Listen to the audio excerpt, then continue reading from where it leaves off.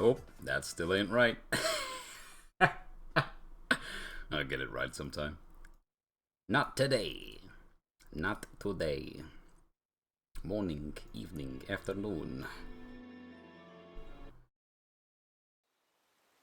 Had to figure out where I was before I ended yesterday's session. Kate. Strong Eru Tailspin. What were they thinking? That has to be the rawest translation that they could have come out with and couldn't think of anything better. Nothing at all. Ooh, that's a lot of currency. God, we must have made loads of money in that little fort we were in. Crazy.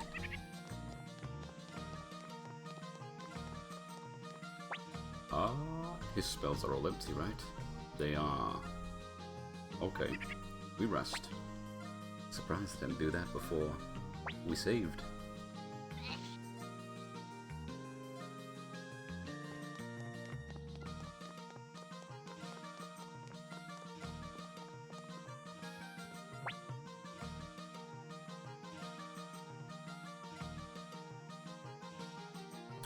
That's not gone too cold. Evening, Modi. I think I understand why they got rid of the key charge counter hit. I think so.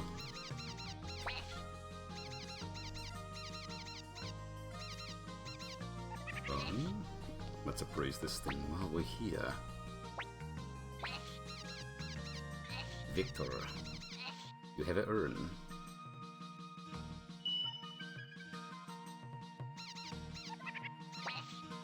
Effective. I think that only sells for about 10.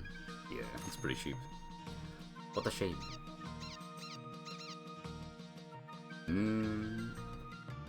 Spare shield. We could probably give that to someone. I think I have an idea. Hold on to this.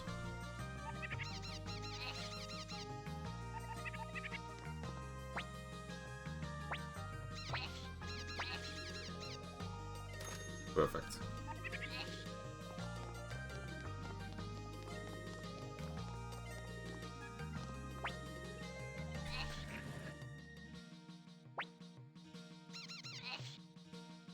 Gotta check the roster and see who I got. We did so many things in yesterday's session once we got going. We got new recruits. I have no idea where they are. And I think we're due a castle upgrade soon. Going up the story beats. I'm sorry, sir. Sir Matthew told me to pretend everything was normal. Good. He's a backstabber.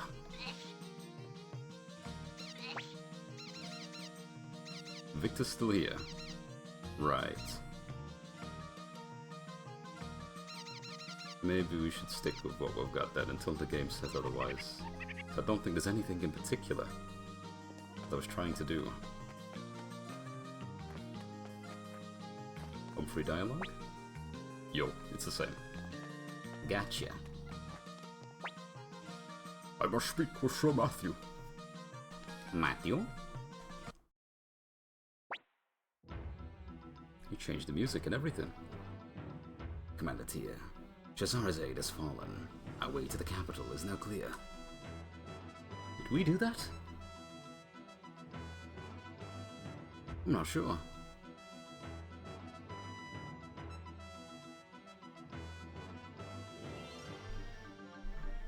Yeah. When did you manage to sit through it, by the way? I know I stayed up and watched it live, but I forgot to ask if you'd seen the whole thing.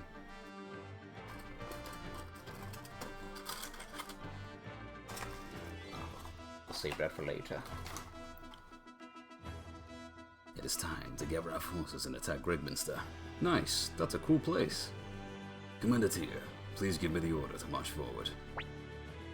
As a physician, let me make this clear. I will not allow Sir Matthew to go into battle. That's true, because he got stabbed. But I must go. I can't just abandon my duty. I swore to my sister, Odessa.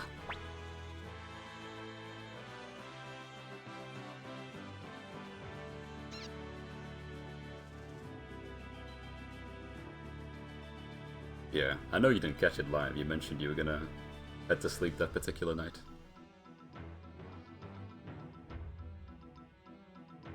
I know out of everything my favorite part was, I think I already said,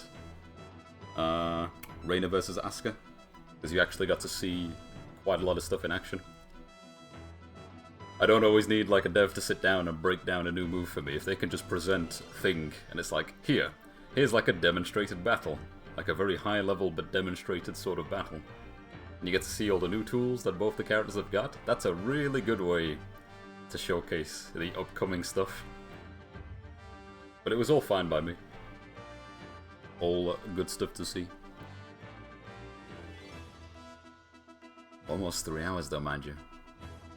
They could probably think of a more efficient way to break down all of that information. But I think they're just doing what they enjoy.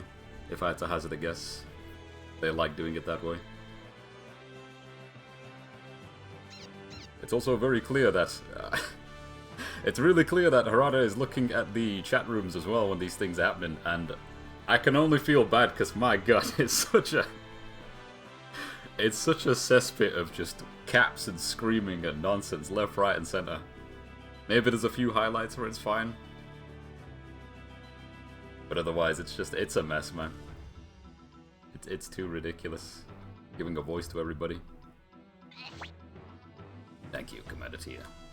20,000 Imperial troops remaining within the capital. They will be desperate and prepared to fight to the death. Please gather all the members of the Liberation Army. We must raise the morale of all our forces.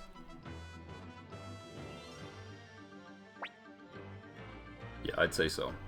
Even if it's live, you can stop and look at bits if you want to, but it's probably better to watch it at your own pace, because you can just go straight to what you need to see. Absolutely.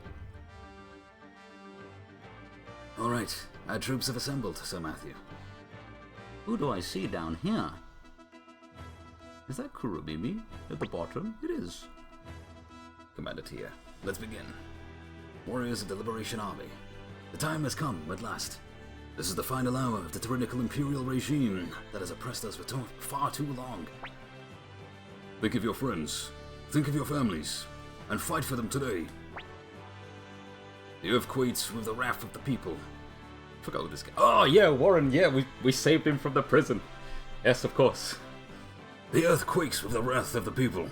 Their cries echo in the heavens. Now is the time for this to end.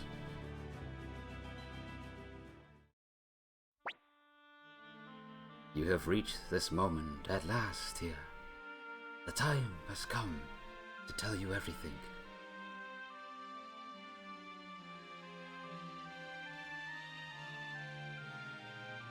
You know, I'm looking at the Zafina back 1+2, and I'm trying to understand where it's a good idea. Because do I think it's an absolute disaster? I'm not sure. The philosophy behind, hey, this move does a lot of chip damage to the user, and to the person who blocks it.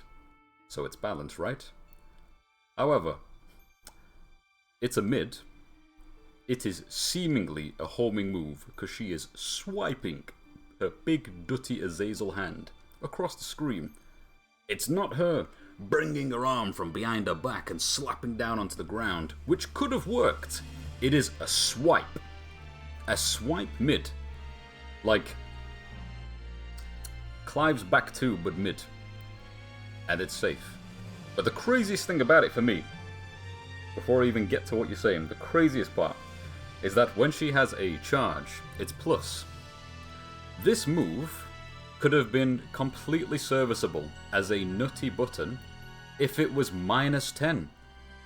Like, if it was -10 with all that pushback and range, sure, no one's going to punish it, but at least she can press the button and then the opponent has a plethora of a few options when it comes to approaching. Do I just chuck out a plus advancing mid to get myself back in? Or do I just run at her? Or do I take it easy and wait for it to press something silly after being -10? Who knows? But it's about -6. It's -6 or -8? I think it's -6. It's crazy. It's crazy. For a 17 frame move. They gave her like a Street Fighter poke in Tekken. But a crazy one. With this rule set. Yeah, I don't know. Maybe that button would have worked as it is right now if she could have only used it in heat. She's in heat, so now she can press back 1+2 and it's still -6. Sure. But instead it's like, no, she can press it outside of heat. And then in heat, it's even crazier. Plus, just hold this. Hold it. Hold this mix. As if, like, going into Raw Tarantula and pressing down forward 1 wasn't already, like, some form of gameplay that this character could engage with that was ridiculous. Hey man, if your opponent starts respecting you because you're wiggling all over the place, you can just go into Tarantula and take your plus frames. But now, you don't need to. Just press back 1+2. You're completely fine. Yeah, I don't know how to feel about that one. That's one of those where, as soon as the season drops, patch notes are getting read, lots of things are getting looked at, but that is one of the first things I need to look at. Because how the hell do you deal with that? What a nutty button. Especially if it's got counter hit properties. I assume it doesn't. I hope it doesn't, but imagine. It's just crazy. Absolutely mad.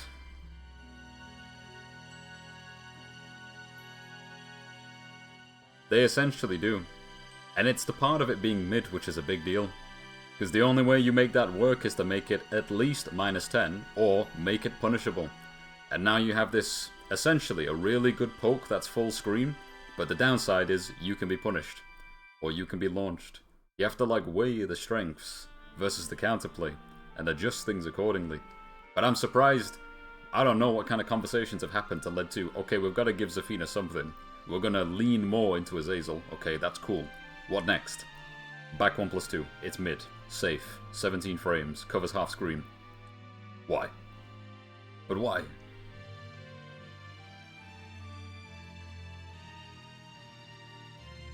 It's mad. It's such a strange button to play around, because it's like...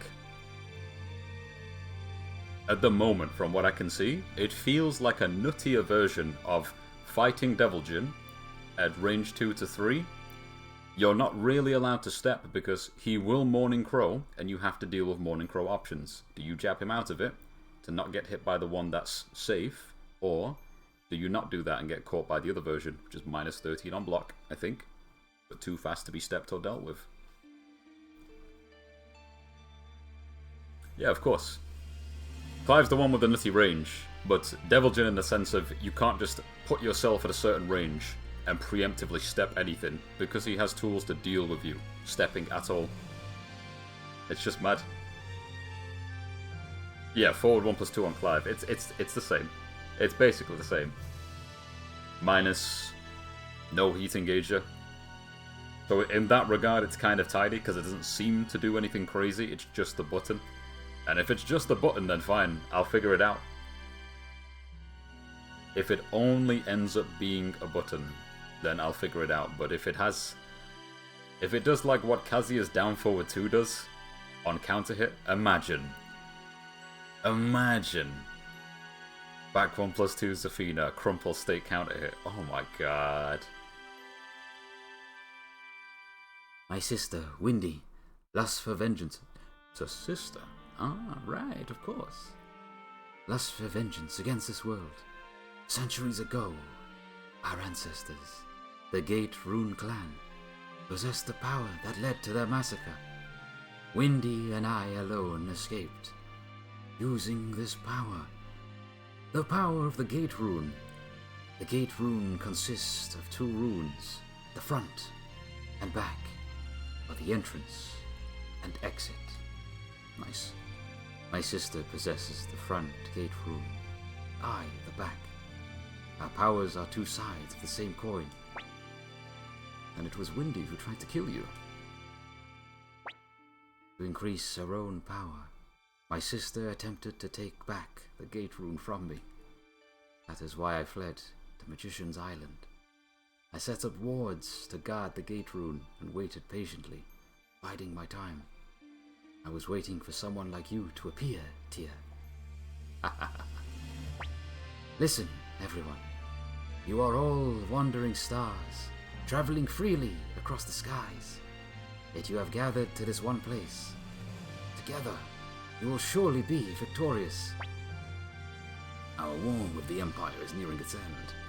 We have lost many of our own.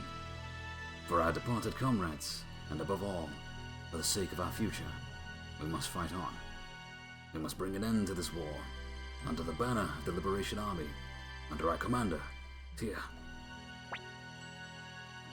There is no choice! Victory is ours! Victory will be ours. Victory will be ours. Victory will be ours. And so everybody repeated the same line.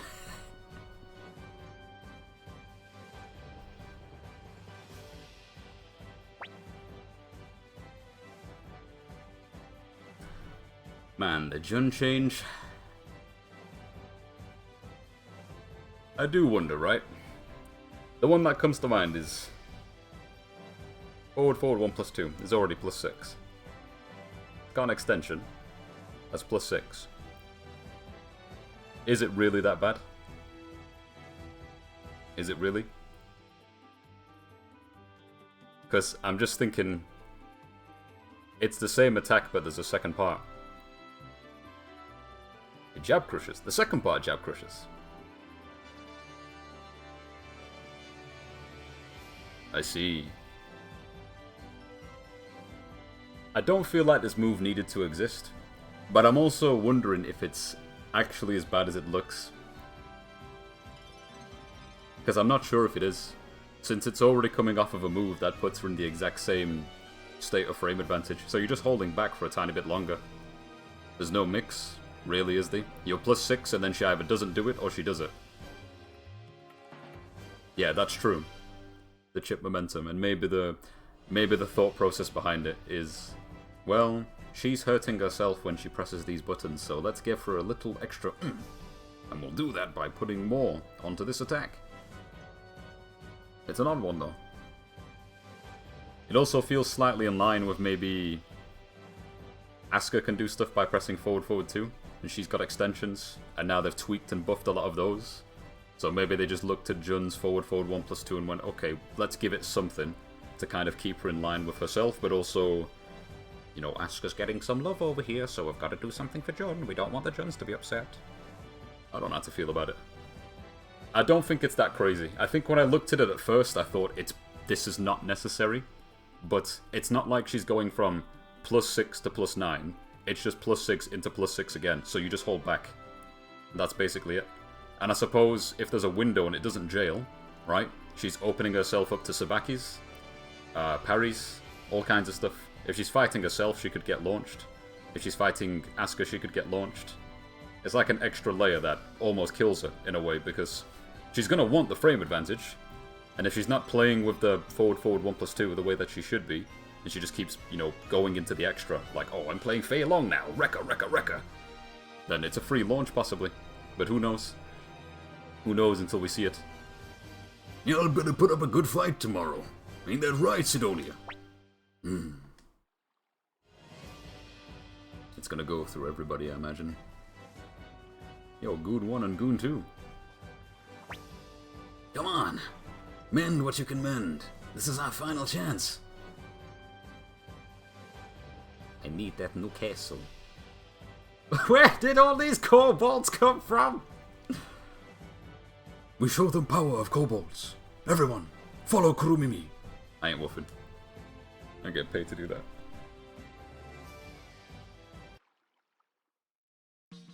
Nice, we have control.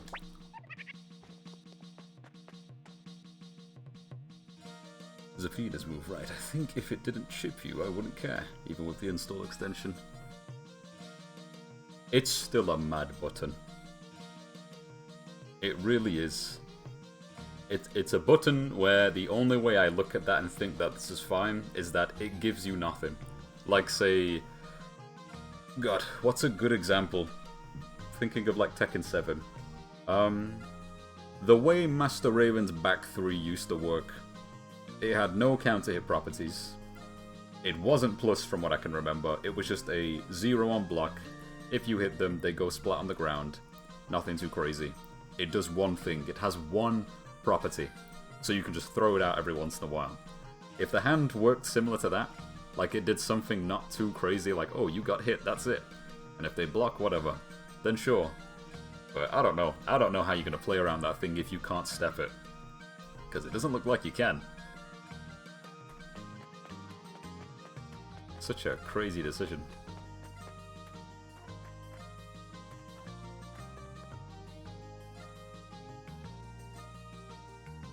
Yeah, it's so strange.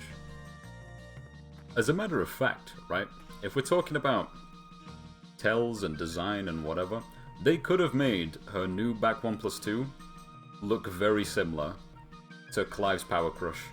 So it was just a straight jab. And at least then, you could walk around it, or step around it. She has a long-range poke because they want to give her one, but you can step it. But right now, it's like, no. I am a hack-and-slash character, okay? I'm pressing a button that's pretty fast because of the range involved. Like, 17 would look slow on any other button, depending. But instead, it's like, here's a half-screen swipe. Here's just a Street Fighter poke for the sake of it. Here's a KOF character... No, a KOF boss character pressing a standard button. And it's safe. That really is a moment of... I need to get hands-on to understand. There's nothing wrong with saying that. It's fine, right? I need to play the game to understand what this move means. Because looking at it doesn't tell the whole story. It doesn't. They pressed the button a few times. They didn't put the character into some kind of counter-hit state from what I checked. So I didn't get to see anything. She's just taking up half the screen. Literally. They would have been better off not doing something like that and doing what I said the other day, where I was like, delete back 4-4, okay? And what you're going to do is she's going to grow a tail almost instantly, and she's going to do 2 forward rolls, just like Azazel. Because he has a move like that. Make Zafina do some Azazel stuff, okay, use every body part, like she's some kind of Umbran witch from Bayonetta. It doesn't have to be the hand. Give her every body part of Azazel. You want to give her a headbutt? Okay, give her some horns and let her do something. Give her the tail and make her roll on the ground. But at least then it's a vertical attack, not a horizontal attack that takes up half the screen. But I've got to get hands on. I gotta get hands on, man. It's too unhealthy to lose your goddamn mind and start typing away on platforms and comment sections thinking you have any idea what you're talking about when you can't play the game yet. You've got to wait. We've got to speak to this guy to continue. Alright. Are we still level 4? Let's check.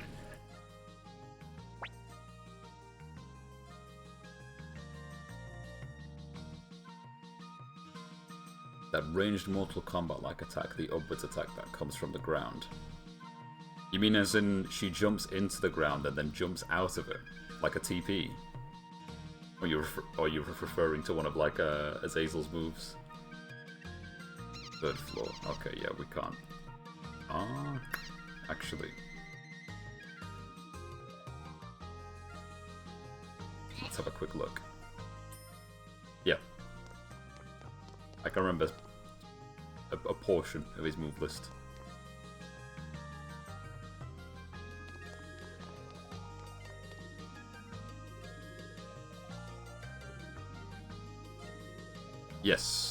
Yes, I remember. And it had a pretty heavy stagger as well when you blocked it. Yeah, if she had more cool stuff like that, that'd be good, because she is literally a template for, hey man, we made this boss character in T6, but making him playable is not realistic, even though he's got a move list. I've seen Azazel playable in Tekken 8. I've seen that he has inputs tied to stuff. I've seen moves that he's never done in the game tied to his character. Like an equivalent of a rage arch that just kills. It's insane. Like pressing 4 is dangerous. But you could give her some fun stuff, and what we've got is this. God almighty, man. Oh, hello. Tagged's in here? Who's this? Oh, Sheena, of course.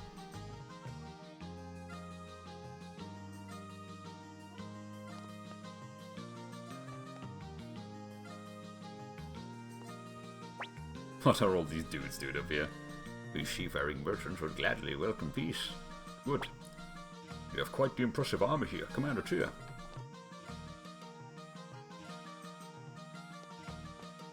Hey, too right. Pre-Tekken 8 King, of course.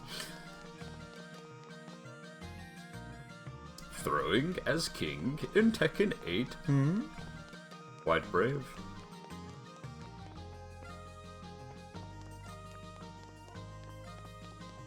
I'm glad some people remembered that Soul Calibur existed, because I've seen it brought up now. I mentioned it on stream maybe 2 sessions back, but yeah, they remember. It was Soul Calibur 5 that introduced you break a throw and then you take damage. I can't believe they've introduced that. That's so crazy. It's so unnecessary.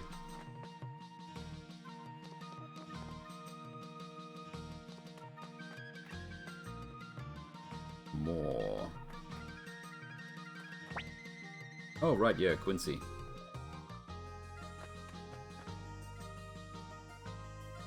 Ah, Leonardo.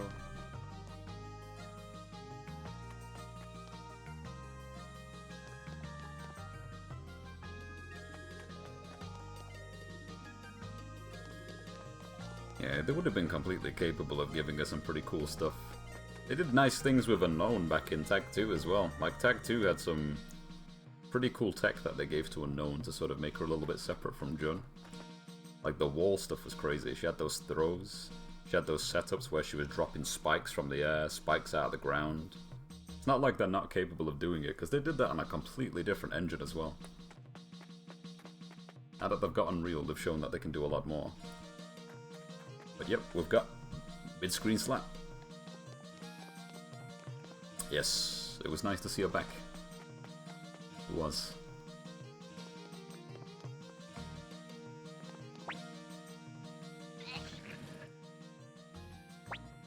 I don't think there's really anything for us to like do in the meantime, so we'll just continue with what we're actually doing.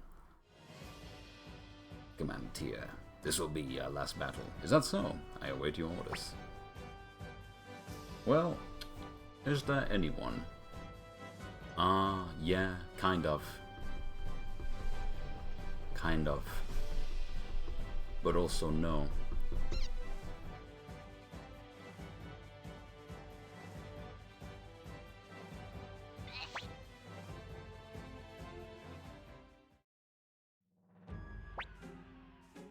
I've not seen this bastard in a while.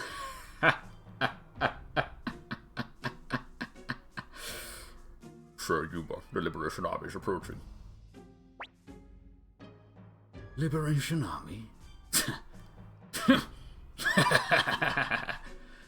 Against the might of 100,000 troops, their pathetic band of rebels can hardly be called an army.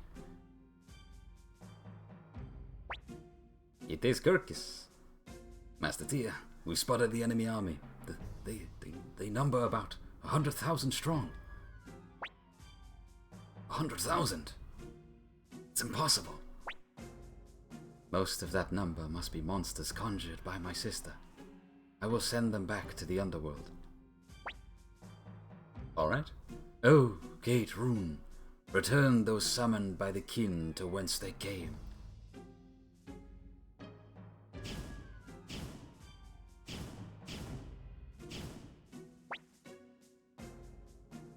Got our own personal Makima. Sir Yuba, the monsters, they're vanishing. What? Must have Lady Windy's sister with them. Not to worry. She stands no chance against Lady Windy's magic on her own. It's no use. I'm not strong enough to defeat my sister. Can we, though? You mustn't. You must never use that rune's power. Inheritor of the Gate Rune, I will lend you my power. Will you bring the dragons? O dragon rune, grant her your inhuman power, your power that rends the heavens. Alright, there we go. Sure you are. Have no fear. Even without the monsters, we still have the advantage. All troops, advance!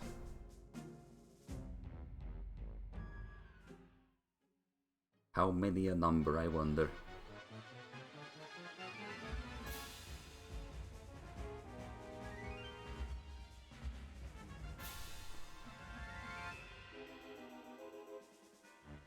It's big. It's big.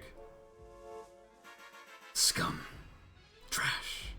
How dare you defy me? I'll slaughter you.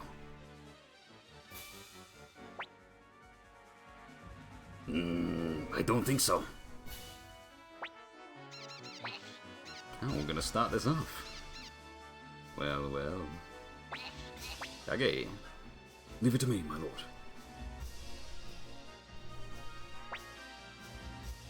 New season's so close now.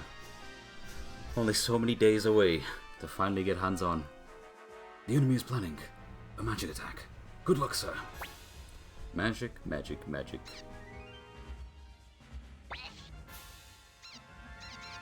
Go nutty and don't screw up. Time to show you what an elf can do with a bow.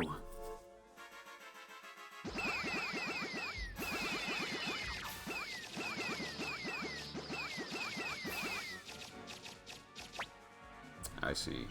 Generally, if you rock, paper, scissors it, it's a clean wipe with no trouble. Saving ranked for day before? I guess we'll see.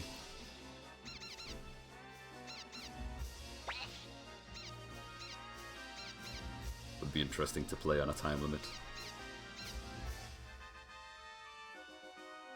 Can I get any of them to change side? Maybe after we're ahead.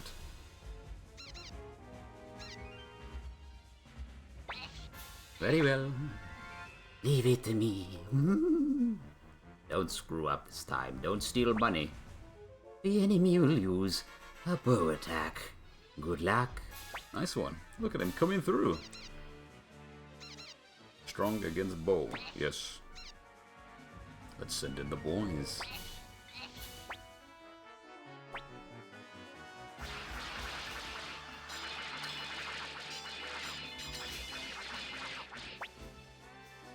Still lost quite a few there.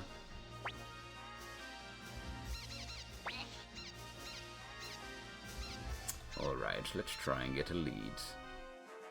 Still 10,000 to go. We got 2 procs of this. I'll take a risk.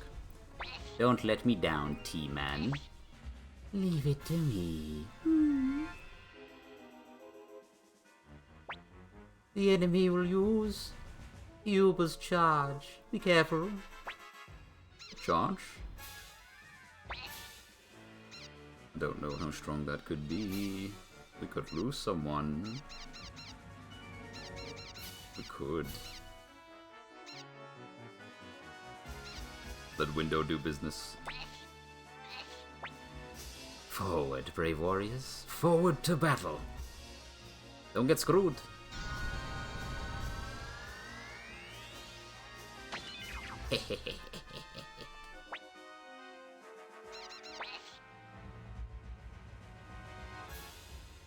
Weak against arrows. They'd have to not use bows. We'd have to be really... It'd have to be a really good roll. Alright, final thief. Yeah, so long as it's a good call on the rock, paper, scissors, yes. That's just how the magic animation looks here. Why do I have to fight? Don't screw up. The enemy will use a magic attack. We have to be careful. That's good. Well, if that's the case, I suppose we can send in the Dragon Knights. Our AC 130 is inbound.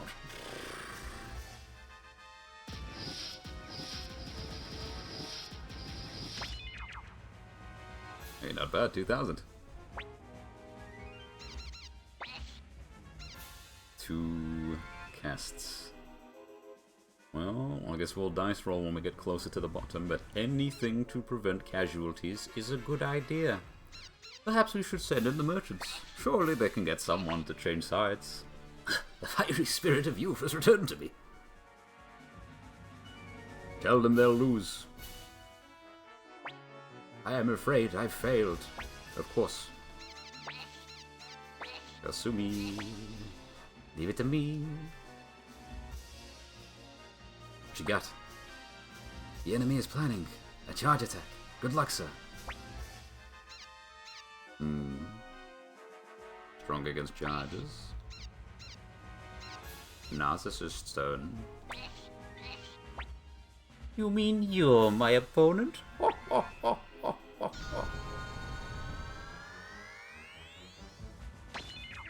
Pretty good.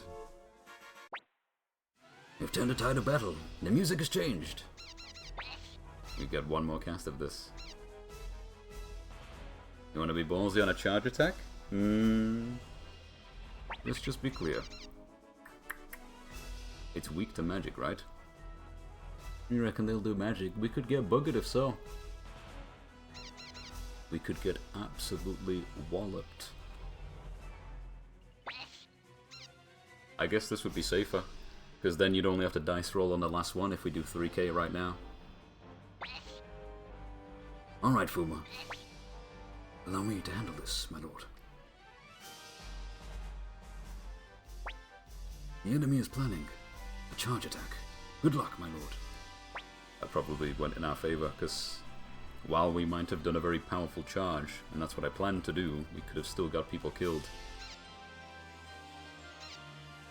Strong against charges, but weak to bows. Lottie, it's all up to you. Oh, hold on a minute. I'll just get ready.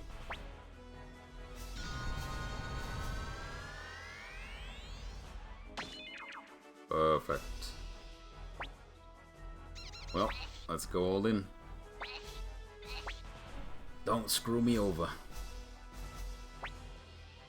Here's the plan. Make sure to follow my orders to the letter. The attack power of charge attacks is now increased. We go in. Bold squad? Victor screw? Sure, why not? Victor's the name. Remember it. He did magic. It's bad. Someone might have died here. Oh, he's gone! Master Warren, I'm sorry I could not be. I shall now give my post-battle report. Taggart died in battle. It might be for the best. It sucks, but Taggart's also not playable. Of course they do magic, man. But they wouldn't do magic again. That would be crazy, right? Right? That would be crazy.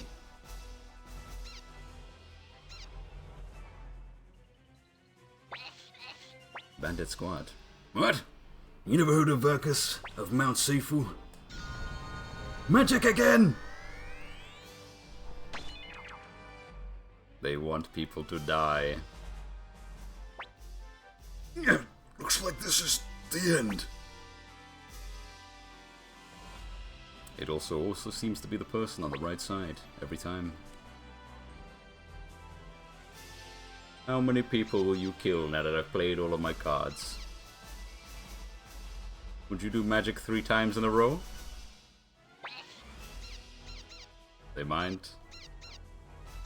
It's possible.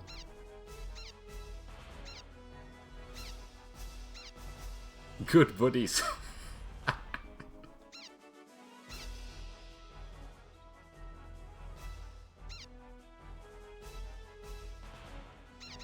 That's true. How could that go wrong? Who knows? Ubis charge versus charge? Yeah, that should be fine.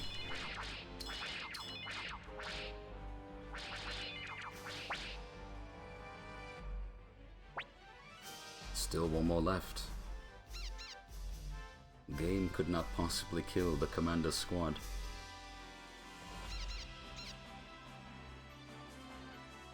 strong against magic.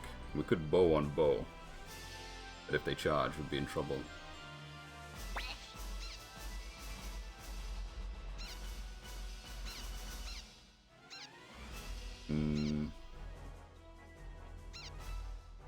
Why are they under bows?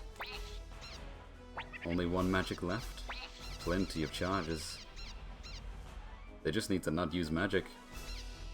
Else we lose somebody.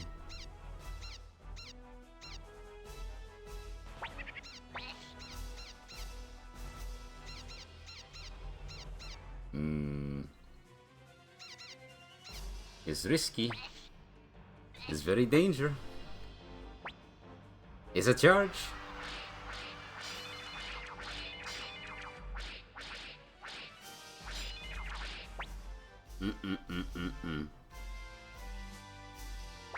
She's gone.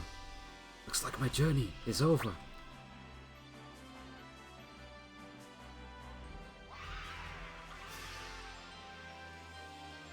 So close, yet so far.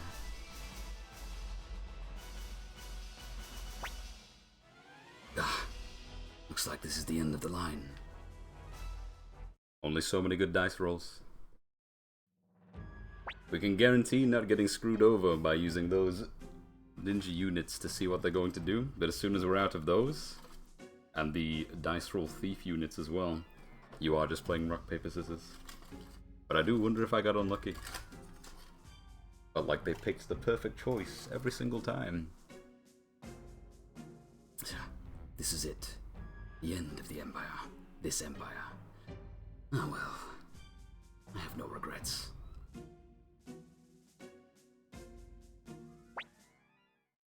It's the dwarf. Commander Tyr. Looks like we're just in time. There is a Hanzo. More ninja. I am Hanzo, head of the Rokaku Ninja. We've been hiding out in the fields waiting for this moment to arrive. Chief Hanzo, you're alive. As you can see. But I had to keep it a secret. Forgive me. No, don't apologize. You've come a long way, Commander Tyr. We of the Warriors Village are here to stand with you. It's been a magnificent battle, the likes of which we have not seen for a long time. If only our father, Clift the Crusader, was here. Hey, Tyr, we don't have time to listen to this old geezer prattle on for hours. We got a storm, Grubmuster.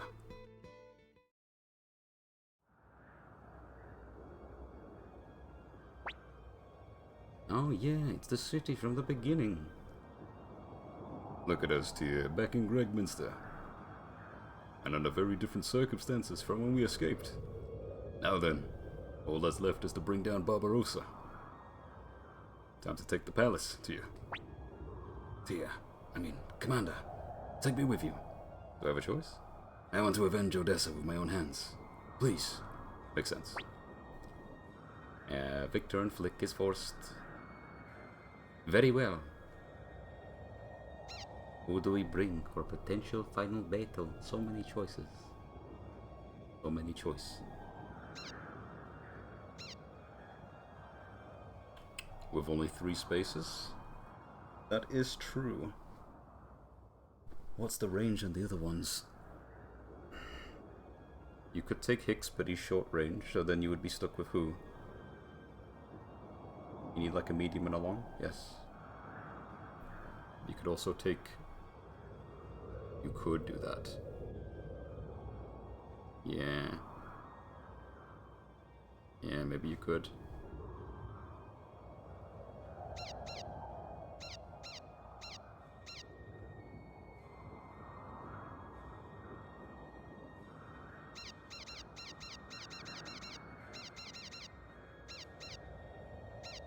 Three is not a lot to work with.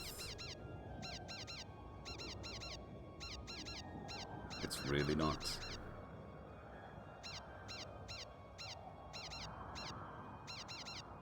It was 55, goddamn.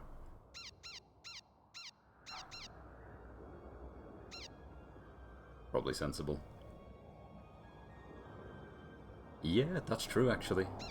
Ah, where is he? This could also be sensible, funnily enough. But short range. What's the alternative? With 3 spaces? How would that work?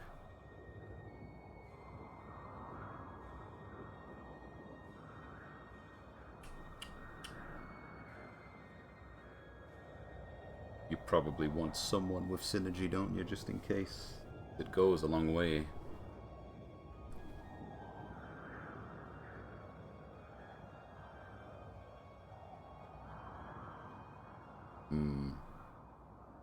You could do like Milik Kai and Fukian. Because he's got cool abilities. Genuinely pretty cool. But alternatively, you could take Tengar with Hicks. When's he gone? Yeah, Tengar with Hicks, that would take up 2. Then you'd have 1 flexible spot. Someone with Earth Magic would actually be pretty good.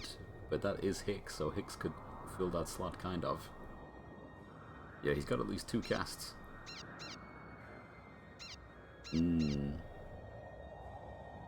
Humphrey for banter? Humphrey's short range though, isn't he? That's the problem. Such a shame. Hicks is sexist. Are you talking about his, how are you a warrior? You're a woman comment. He's just from a very particular village. I don't think he was against it. Oh man, you missed some pretty sick Yamku dialogue from yesterday. This guy. I said, man, everybody needs a Yamku in their life. He's really looking out for the mandem. I think I know what I'm probably going to take. There's a lot of choices I'd love to take, but just to be sensible. Yeah.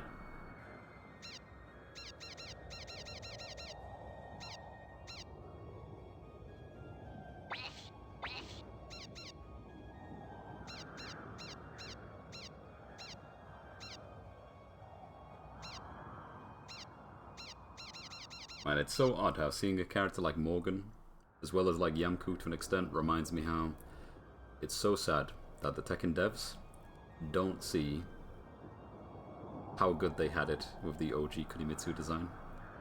The Tag 2 design specifically.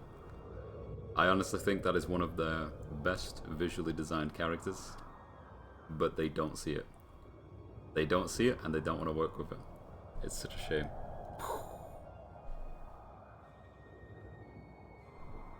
Less is more, man. It's also just like the subtleties and implications of that character's continued existence. Where did the scars come from? How is she blind? Well, you see, once upon a time there's a character called Ogre. And you know, if they ever decided to bring Ogre back, I think it'd be really cool to have both of those characters in the same game. And I don't need Ogre, but I'm okay with Ogre being in the game. Yeah, Kunimitsu 2 is more like listening to... It's not about... I don't want to throw Murray under the bus, but listening to Murray say things like, yeah, I really like this new Kunimitsu design because she's voiced by one of my favorite, like Oshi's, my favorite voice actors. And it's the lady that voices the butterfly woman from Demon Slayer. I've heard her in a few different shows. I don't remember her name, but I recognized the voice immediately. I was like, oh, okay, that's how it goes. Demon Slayer was quite popular that particular year, so we brought back Kunimitsu. Look, she's got a mask like these characters, and she's voiced by everyone's favorite, yeah. And now we lost a really good design because of circumstance and opportunity. It's such a shame. I don't think the new design's too bad, but it's too... It's not the character that I appreciate. Like, far from it. And now you've got people that want Kunimitsu back, and I'm like, but do you want Kunimitsu back, or do you want this back? And of course the answer is this, the new thing. Tekken devs are like the only people who could successfully make me dislike a character just by bringing my own character back, imagine. Like, I'm not hyped to have Kuni back in the game because I played the new Kunimitsu. And it was fun. Don't get me wrong, right? The kit was fun and it was cool, but I thought, you've actually made this character too perfect and powerful that I don't like Kunimitsu anymore. What a shame. And then when I go back to Tag 2, I'm like, this is such a cool character. It's so cool to have her back after all these years. Still quite mysterious, really cool design. The mask does not come off! That's a good choice! Keep it mysterious. Why doesn't it come off? She's scarred and blind. Keep it on there. But now it's just like an accessory because they wanted to mess around with their new Unreal Engine mechanic. Oh yes, when you fight Shaheen, his little towel falls off, and when you fight this person, this comes off, and when you fight Asuka, this comes off, etc. But then, Kunimitsu, the mask comes off. No man, keep it on. That was part of the fun. That was part of the cool design. Red-headed, battle-scarred, blind ninja. Red-headed. All these hairstyles that characters have, you had about 12 characters with blonde hair in Tag 2. You've got one red-headed character. I'll give them props that at least when they introduced the new Kunimitsu, they were ballsy enough to give her two-toned hair. Good God. You'd think characters in Tekken were deserving of something like that a long time ago, but they wouldn't risk it. Two tones in someone's hair, very normal, very 90s. And it took that many years, so at least the hairstyle looked kind of cool. But it was sacrificed in favor of, what? An actual good design that they had? OG Kunimitsu is a very well designed character. It's really, really cool. And now it's been ruined.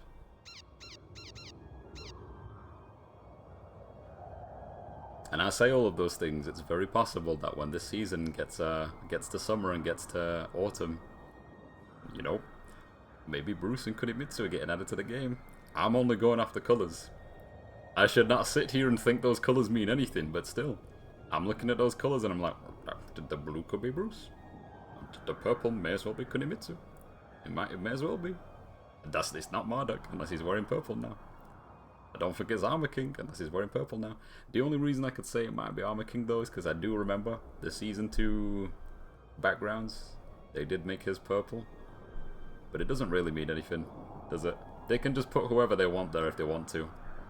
There's nothing about Armor King's color palette in Tekken 7 when he comes out that is purple. But when he's on the Season Pass, he is the purple guy. He is purple. So I get it. I get why someone would think Armor King, because it's a sensible pick. It's a cool character. It's very likable. It'd be fun to have him back.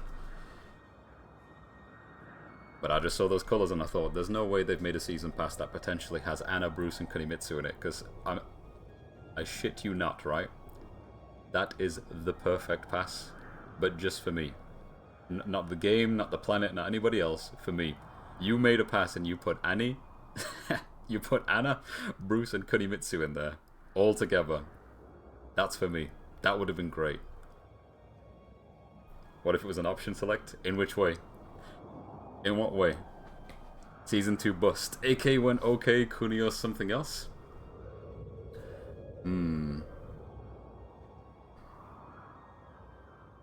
If I had to think who they would put in, right? I could only picture them. I stand by this. It's not as simple as what they did in Tekken 7. I just think this is what they want to do. Yeah, I do think it can be anything. Armor King is probably only coming back if Marduk is coming back in the same season. There's no way they would separate them by a season. And you want to know the main reason for that? Dev costs and dev time. If you're going to create a character and make sure that they have interactions with each other, you've got to pay the actors, assign times for the actors to do their thing, and then keep all of that ready for when you do the stuff. Now, you could sit there and say, well, they could record lines for Marduk now, and then develop Marduk and release him in 2 years' time. That's possible. But that also causes problems because information can just get out much easier. If someone finds out that, God, what's his name?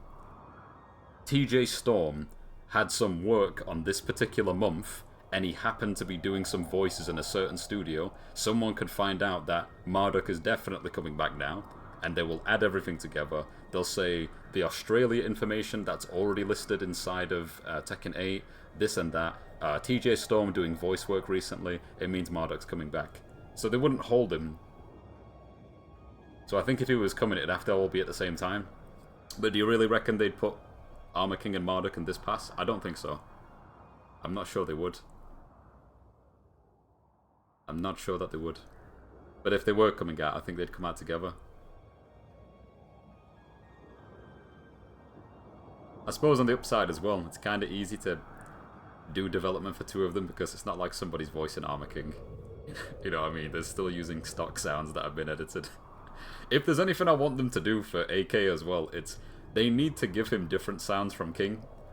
It would not be hard for them to just give him slightly different Jaguar sounds and then tweak them in Audacity so that he doesn't sound the exact same as King. That would be nice. Yeah, could you imagine, man? They've introduced that grapple mechanic and they've also decided to just put Marduk and Armor King in the same pack. The season of grapple. We have chain throws from Anna, chain throws from Armor King, and we have tackle from Marduk. It's the grapple pass. But hey, you know Bruce has got chain throws as well, so I'm okay. Yeah, if this is the grapple pass, then bring on Bruce. Bring him back. I will crouch dash and throw, and you gonna learn today.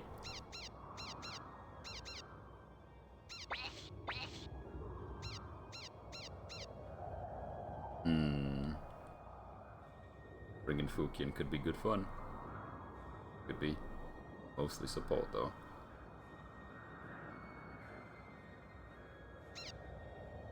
Just crazy, man. Absolutely crazy.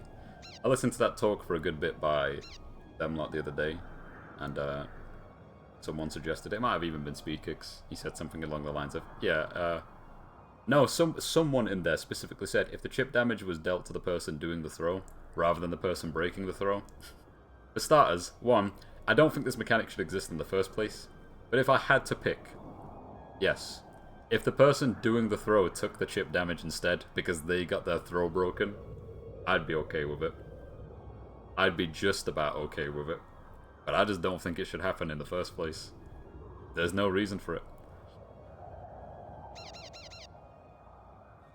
Alternatively though, I don't know if I can sit here and say, is it really that bad of a thing because you can sort of get that damage back kind of quickly.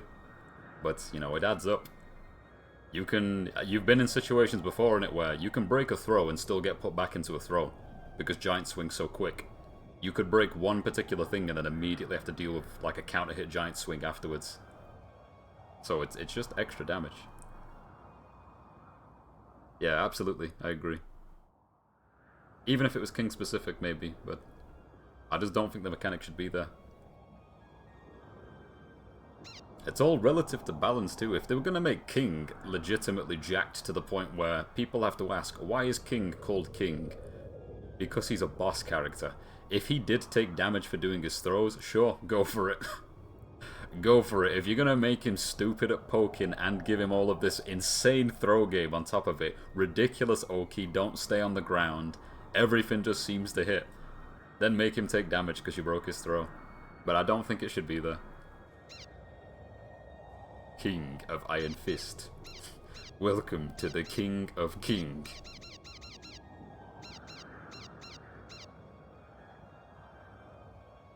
Dukan's got an Earth Rune. Yes, he does. Yes, he does. Cleo would be nice. Emil's also just like a very standard, solid pick. Cyclone Rune. Drew, experimental. Ooh. Yeah, you know what? If this could potentially be the final party, I think I'll just bring Camille. I'm alright with this. Please be careful, Commander Tia. We may have defeated the Imperial Army, but the Emperor himself is a formidable foe. Sir Matthew, you mustn't strain yourself. Being outside will only worsen your injuries. Please, Tia, finish what Odessa started. And back he went. He knew. He saw the patch notes in advance. That's what that face said, man. He saw the patch notes 25 years in advance. Now, this game came out in 97.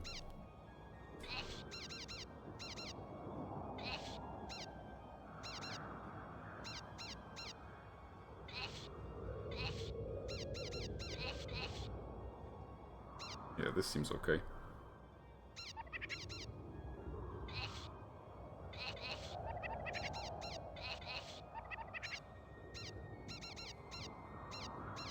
Mm-hmm.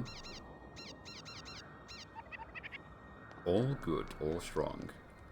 It's locked. It's open.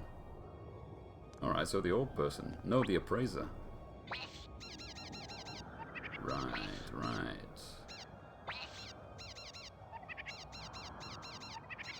Never did bother to equip those things. I probably should have.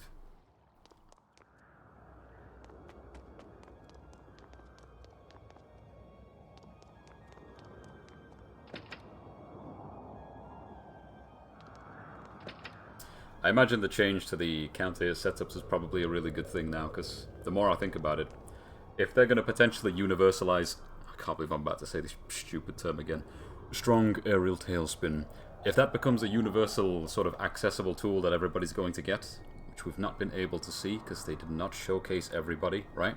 What you don't want is... I should have thought of some characters off the top of my head that would be really, really annoying for this. You've played against my Asuka when I was playing her for about a week, and learning mid-match how to deal with forward 4 into strong aerial tailspin, right? You wake up backwards, you're eating the mix. And you can interrupt it, but it's quite difficult. That's a fair version of that, because there's ways to play around it, there's counterplay. You can sort of stay on the ground, but you might get okied, and it sucks, but that's a tool that Asuka's got. If they keep the key charge thing, and you make strong aerial tailspin accessible to everyone, what you create is a situation where people can hit you with this mechanic, and depending on the recovery of the person's attack when they use this tool, so something that recovers quite quick, like say Kazuya's down forward 1-4, you can key charge, they wake up backwards naturally because they were in a combo, and now you have access, potentially, to unseeable low launches. And you get to play the best mix possible in the game, because if they know you're going for something crazy like Law gets guaranteed this, Horang gets guaranteed this into launcher, Asuzena, even though her key charge is awful, she would get guaranteed down back 3-4 launcher. You now have to play a ridiculous 50-50 game, because if you think they're going to go low and you immediately try to crouch, you're going to eat some crazy mix and get launched anyway. You've seen Jun plays do it. Yeah, like Jun would have had a setup like that for sure. Anyone who has moves that function like Anna and Nina's down 3-2, like low mids, right? So Zafina would have had a setup where currently her only strong aerial tailspin leaves her in stance, so it's balanced. But if she could do it without going into stance, she key charges, she does down back 4-2, you die.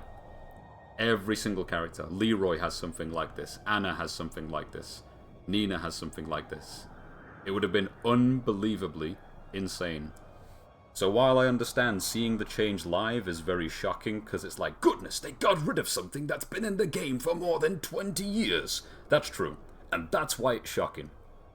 But is it an unhealthy change? No. No, not at all. It's a healthy change. It's like I said to you last time, it's probably the closest sort of change you can get in terms of being aware of defense going into the update. Now that seems very contradictory, of course, because we're dealing with things like more chip damage, extra mechanics, throw breaks hurting you, people getting more mix and more tools, more aggression. But if that key charge thing was there as well, that would have been the first thing everybody would have absolutely despised, because it would have taken someone on Twitter to post one video of it when the patch drops to be like, this needs to go. You would have legitimately seen people asking for them to get rid of key charge setups. So they got rid of it in advance. It looks shocking, but I think it was sensible, because they probably knew. They probably knew. You might catch people saying things like, they only did it because of the thing that Horang can do, and yeah, but it's also the thing a lot of people can do that you don't know about yet. Like, how many people do you think know that Zafina has a legitimate setup where she'd be able to launch you with an essentially unseeable low because of a key charge setup? Right? She'd be able to do down 4-3, she could do down back 4-2. There's so many different low launches she would have had access to just by key charging. If you gave her, you know, SAT, Ricochet, this powerful mechanic that only a few characters have. Some people have really good ones like Feng, right? If it recovers, if anyone gets one that recovers as good as Feng's, then you'd just have to key charge and you'd be dead. It'd be awful. Yeah, I'm glad you enjoy it. I was thinking about that for a bit. Like, it just came to me. I was playing Tekken like 2 days ago, and nothing happened in particular. I think I was just playing the game, and Normo jumped on, we played a few sessions, and then it just struck me like, I think this key charge removal was like, we already spoke, and I said it's not that big of a deal. And then I really thought about it and went, yeah, it's probably for the best that they got rid of it. Because imagine how awful it could have actually been. Like, it could have been really bad. I'll give you an extreme example, right? This is me creating the patch notes on the spot, right? Here's Kazuya. They decide that Kazuya's while rising 1+2 is his strong aerial tailspin, okay? So that means Kaz, assuming there's no other patch notes in particular, right? He gets counter hit down 1+2, which is a launcher. Then he does while rising 1+2 to get the immediate tailspin. What can he do afterwards? Key charge with the default animation, which is one of the fastest ones in the game, and now he has the best mix in the game, because he can just do down 1+2 again to launch you for free if you don't block it. And then he does while rising 1+2, it loops into strong aerial tailspin, and he key charges again. Oh, but the mix isn't that bad. You can see the down 1+2. But guess what? Kazuya can feint the animation. So you're there committing to a down block because you're pressured right now. And he just does while rising 2. Gut punch. Gut spilling out of your stomach. And he does like a 60% combo because you got launched by a mid. Could you imagine? That's what the game could have looked like if they weren't paying attention. It's easy to look at the things that seem ridiculous right now from the small previews we've got, but we could have legitimately got a cancerous version of Season 2. Strong aerial tailspin, while rising 1+2 Kazuya. Could you imagine? Could you imagine? That's what the game could have looked like. And there are 40 other characters in the roster that would have had very similar setups to this. So many more. There could have been so many different versions of this.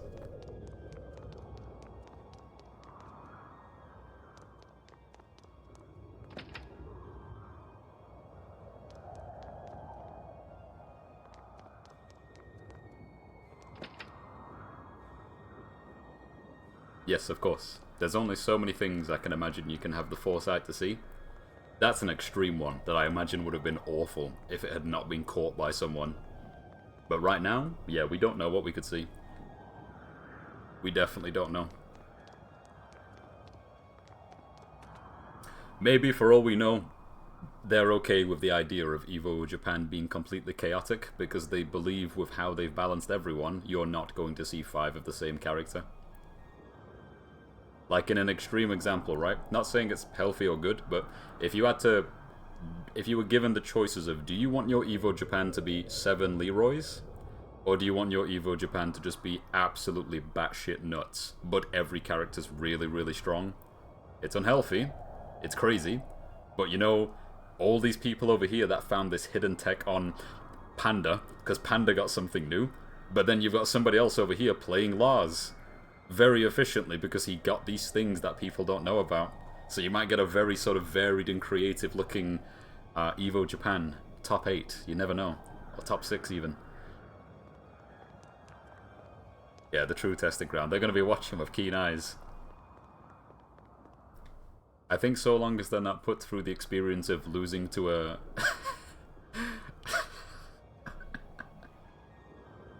getting like SVD'd by a singular Nina player in a team tournament. I think that's what they don't want, so... Everyone's strong now. Everyone big powerful. Ocean Seller.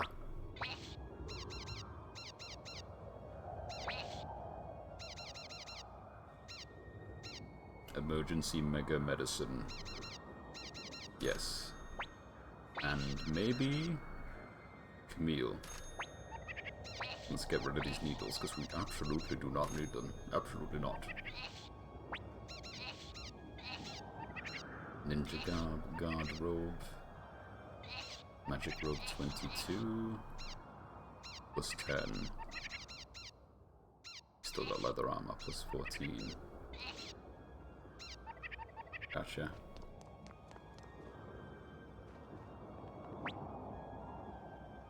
Yeah, strong is an incredibly subjective word, because I never liked that conversation of don't nerf, just buff everyone. Is a very, very, very, very, very unhealthy mindset. But I know that's not what you're saying. It just reminds me of it. I remember when that's what people used to say. It's like, no, don't nerf in the new season, just make everyone really strong. And then you get DNF duel.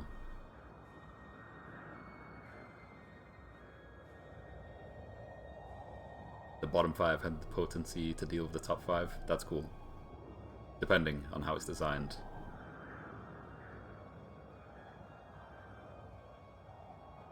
I'm trying to think in like Tekken 7's lifespan who was legitimately a bottom 5 character, because everybody felt pretty good. You want to know who definitely wasn't a bottom 5 character from Season 1 until the end of the game? Lucky Chloe. That character was never weak. She only got stronger.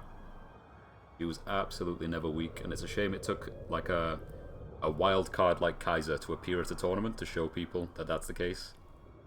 I felt really bad for that dude watching commentators take the piss out of his playstyle, like he was doing random backswing blows. I'm like, no, that's not random.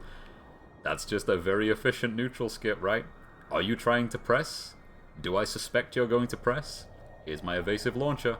It's good. It's good tech. Gigas bottom 5. Gigas is definitely weak on paper. But I will never say that his down 1 is a bad button. That's probably one of the better launches in the game. He also had that nice benefit of how Azucena works right now. He's got a very good 10-frame punish. But you never want to press it on block. Never. I think that's a mistake some Gigas make. They'll play that character and like, this is such a strong tool, so I'll just throw it out without thinking. You need to know that they're minus 10 or more for that really good 10-frame knockdown.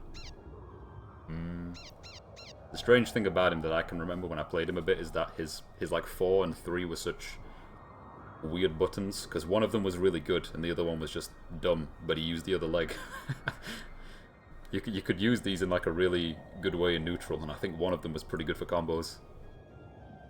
And then there's Lucky Chloe, who had a better version of Gigas' kicks. Lucky Chloe doesn't have a magic 4, but she does have one of the best 4s in the game, personally. I think it's really good. Earth Shield. You know, I've got so much currency, I suppose I could make them quite defensive. You willing to spend 100? 136,000 on 2 shields? I'm not sure. Master's Robe for Tengar. You know, we did give our robe to the Mushroom. We should give this to Tengar. I could have sworn she was in our party when we got this thing. How did we not put it on her in the first place? Maybe we didn't check.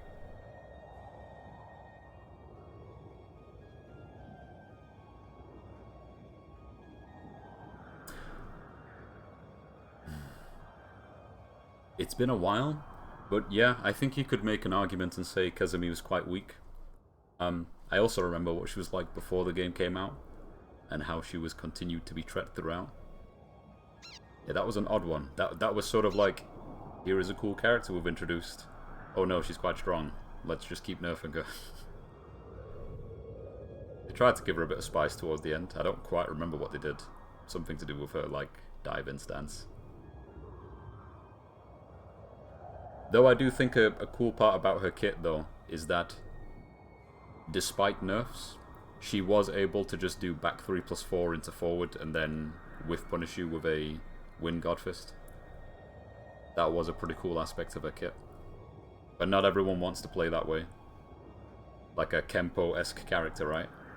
You can just float around in range 2 to 3 and create situations if you want to, but people want to walk forward and press down forward 1 and get some kind of low knockdown or quick knockdown, which you couldn't really do.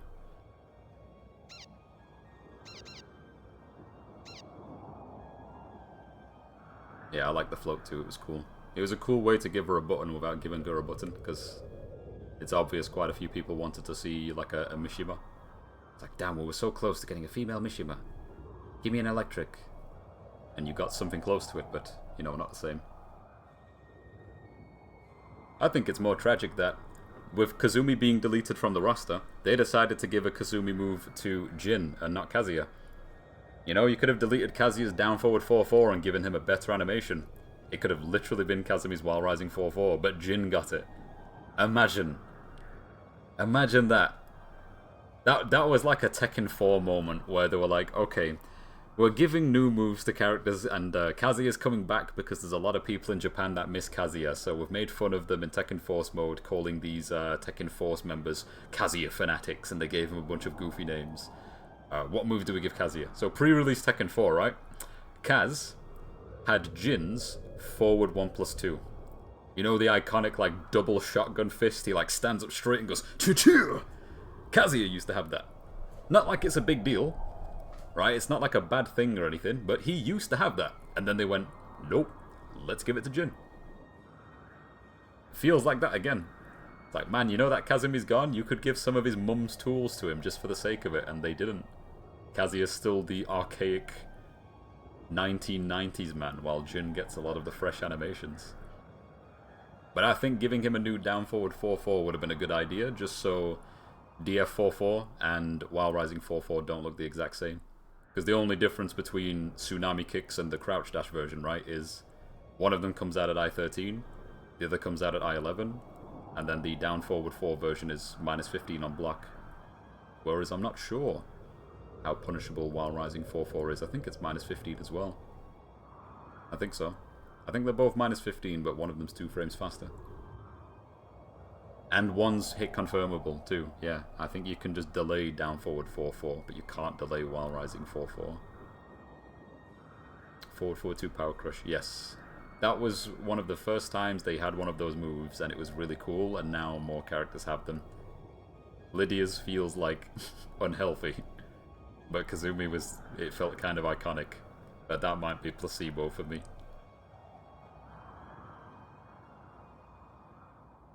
Yeah.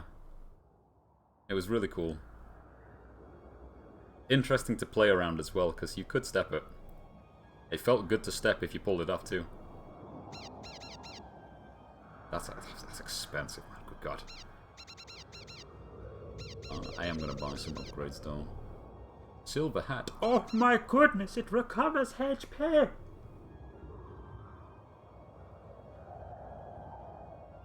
Well, if that's the case, we should be able to buy these back home now when we get home, so we're going to do some gambling. But for now, I'll tell you what I'll do. Tenga is very useful. We will buy, excuse me, the food. I'm going to get the rope. We're going to get the hat. Could give that to a lot of people. You'll get to Camille? I mean, getting it for everybody would be fantastic, but specifically the people that can heal people. Yes, that's a good idea. Camille could use this upgrade, but it's so minimum, so minor. Yeah, okay, go on then. You take this. There's your upgrade, darling. One of these. So beefy. Big beefy.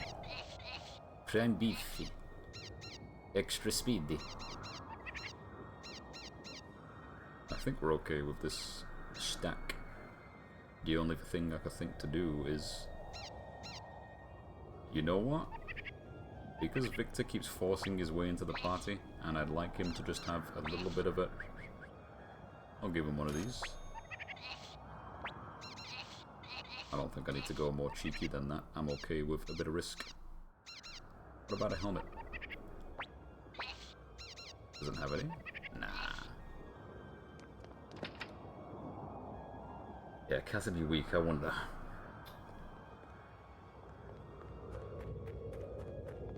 God, down forward 1 being +1, what were they thinking? Based on my archetype. Not necessarily bonds every card to be as close to. Yes. That's a good way to look at it. Whereas Tekken 7 was the latter, which I didn't necessarily disagree with. It depends. I think it was fine at the time for that game. But then you get characters like Shaheen. Because their kit and their tools literally embody that. They're just solid and they kind of have what you need. Hop kick, standard DF1, good punishment, standard launcher, and a low that's useful. That's a Tekken man right there.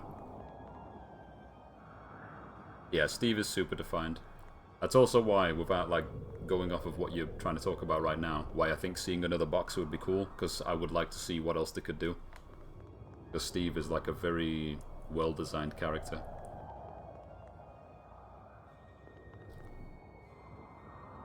Yeah, man, even as far back as Tekken 7, I've wanted them to get rid of down forward 2 on Harang for so long. I want him to have something that is akin to Falcon Ram's down forward 2. I think it was DF2-3. He's got a 2-part launcher, right? But if it was for Harang, I would have liked it to be like a mid-high. So if he's just doing it willy-nilly in neutral, you can block and duck and then punish. But if he's actually punishing you, then it doesn't matter. It's just a 2-part launcher. If he knows you're minus 15, then he can do a 15-frame launcher, but he's got to press down forward 2-3. And there you go. You've got your stuff. Yes, the infamous era of who's the best grappler in this game? I'm coming from Street Fighter. Oh, you should play Harang. The Taekwondo guy, yeah. What about this big guy? Yeah, he grabs, but Harang. But why? Because he's got every throw that you need. Does this guy have a throw game? He does. You'd like Harang though. You want like good Oki after your throws? Pick Harang. You want every single type of throw in the game? Pick Harang. Somewhere I've not been in here. The orb shop. Oh, good news. Okay, we can attach things. Do we even have any? Right. Right, I see. I've got a thunder orb right now. While I'm here then. His magic's good. 135. Ain't nobody else gonna use it. Let's have a quick gander. So he has these cool abilities. Those are all really nice. But since this is the party we've got right now, one enemy, all enemies, one enemy, one enemy. Let's just have a quick look at this Thunder Rune. Flick. Yeah, flick. Attach. Thunder.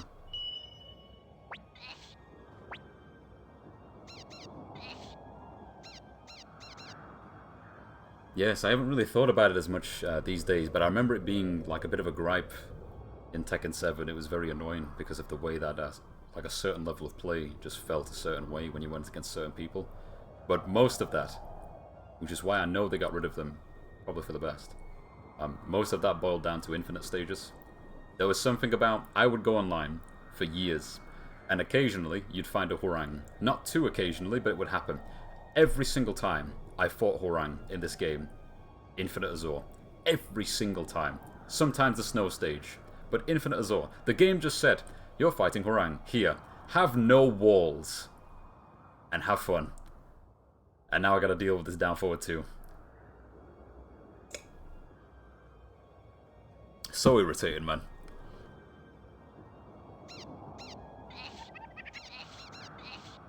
Grants the bearer the use of a Thunder Rune. 100 to all enemies, 600 to 1, 1000 to 1, 900 damage to all enemies. Thunder God. Yeah, I mean, may as well. Not like we can give it to Victor now, can we? Unless you want him to just cast. Give him like an alternative option. I think he's okay with that haziness rune if it helps. Stop him from getting smacked. Sure. We're pretty jacked.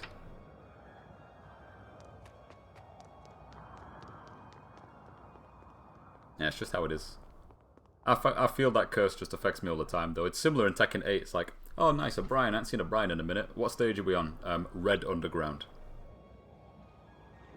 Gotcha. This isn't just Brian anymore. It's been a long time, Master Tyr. You. I remember now. You let us go at Quaba Fortress, despite our piss-poor acting. Indeed. Your name was... Your name was Stottelheim Reinbach III, if I recall correctly. Oh? What do you want? We need you to step aside. I'm afraid I can't. I'm an Imperial General, after all. Don't you get it? The Imperial Army is finished. Stand aside. I hate to kill someone I owe a debt to. If the Imperial Army has fallen, so be it. I will not betray Emperor Barbarossa.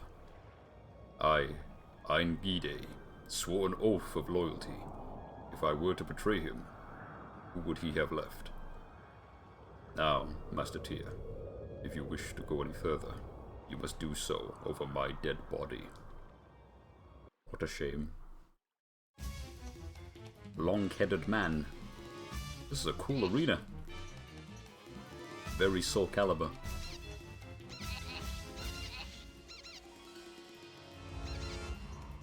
I don't know what he can do yet, so if we're gonna be sensible.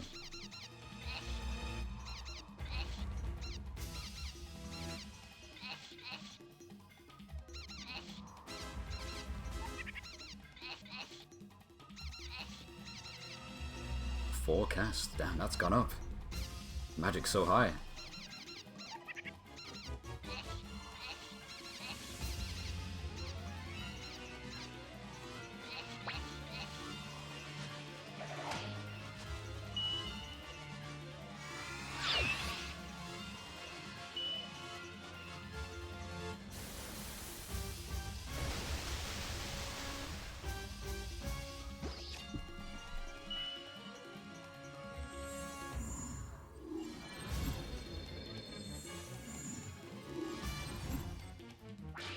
Nice.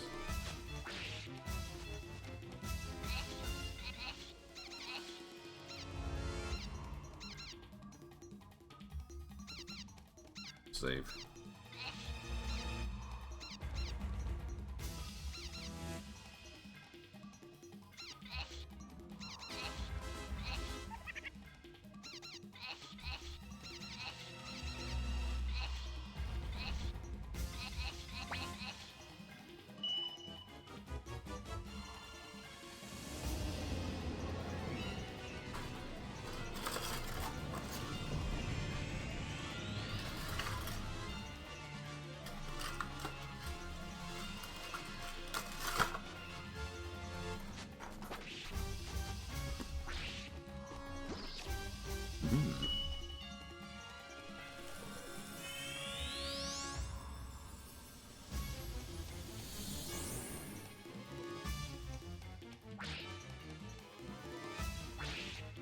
Nice.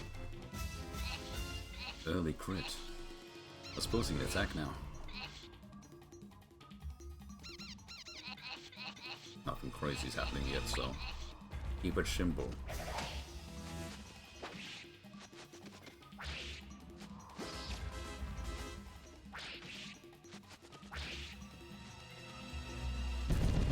Okay, here comes the crazy. 300.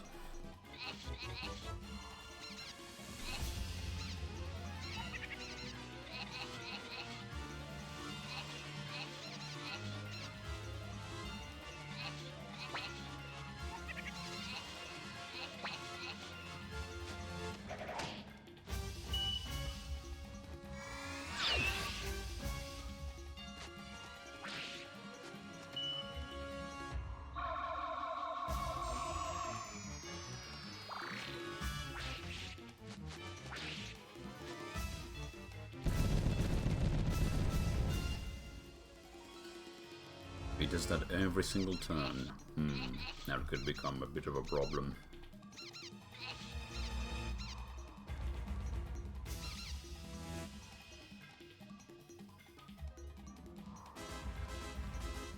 I think we're alright.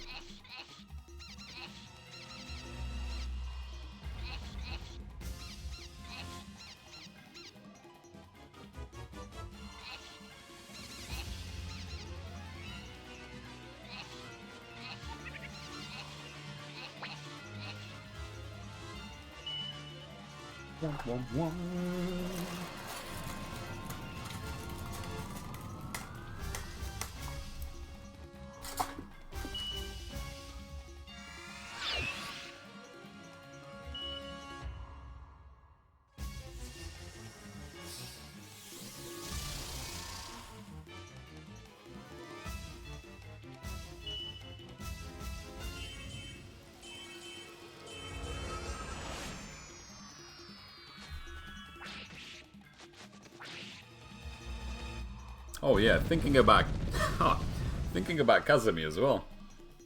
She would actually be kind of sick in Tekken 8 because down forward 2 would feel really good. You could legit do, unless the first one did it immediately, you could launch with down forward 2, hit them with down forward 2 again, tornado, and do another down forward 2. Just 3 tiger uppercuts if you want to. That'd be nice. Dumb, but nice.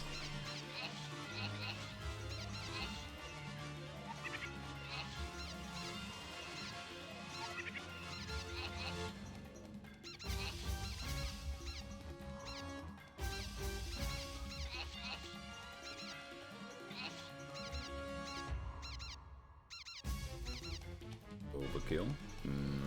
We're not struggling in particular, we can use that later.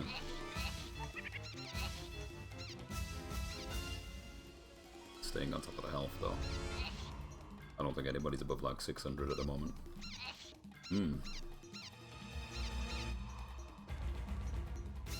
Emergency damage. Emergency heal.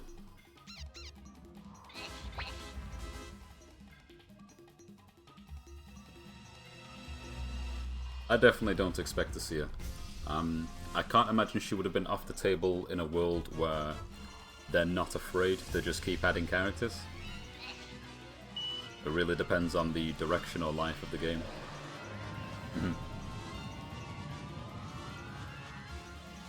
I also wonder if that's something they'd want though as well. Like, do they like the idea of every Mishima being in one game?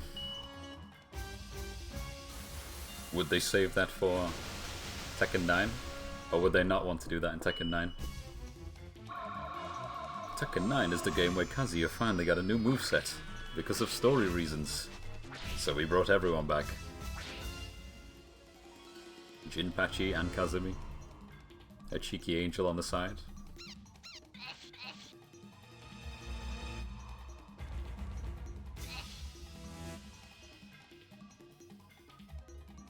I guess it depends how we view it, right? Because if you were going to ask me, would I rather have Kazumi or would I rather have Fakumran? That's a very easy choice.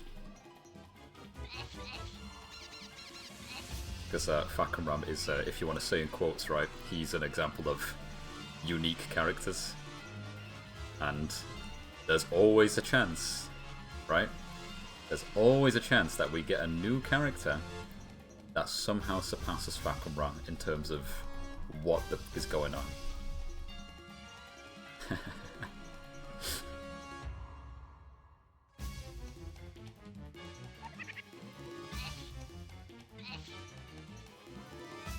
Fak is the kind of character where let's just pretend there's a world where they actually make Tag 3. They won't, but let's say that they do. And the world works like 2012 where they think it's a good idea to put everybody in the roster because we can just do that. They were able to do it before, they can do it again. Would be unbelievably expensive now, right? If everyone's just there at launch. If Tag 3 existed, and Fak, Bruce, and Josie were all in it alongside Brian, that'd be really cool. Because those would be 4 characters I'd like to see interacting with each other through throws. Throws and tags and all of their sorts of moves. That would be interesting. But in an actual Tekken, like Tekken 8, I would rather not see Fakumran. I don't think anybody that wants to see Fakumran cares about the health of the game or other people's like health, other people's feelings when they play. And it's okay to be that way, but man, that's not the character to play King of the Hill with.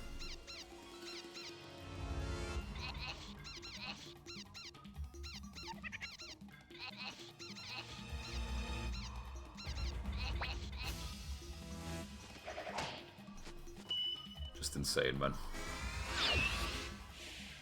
such a scary kit to think about. It's so mad. Half the time, if I see people complain about forced 50-50s, they don't know what they're talking about. It's just sort of become a buzz term to be upset with and to complain for the sake of complaining. But man, you stick a character like Fakumra in Tekken 8 and he functions 90% similar to how he did in Tekken 7. Congratulations, you have created forced 50-50 the character. Or eat this mix the character. You want safe engaging mid-tool into mix? There you go. That's legitimately a design where Tekken 7 FAK could have probably worked in a way that was more fine if they were ballsy enough to say, if you block this, he's launch punishable. But that's almost everything he does. If that was everything he did, right, then all the credit to the people that want to play the big tall guy with the good range, good damage, and good mix, but you die when they guess right. But they didn't do that. Because he doesn't die when you guess right. Last time I checked.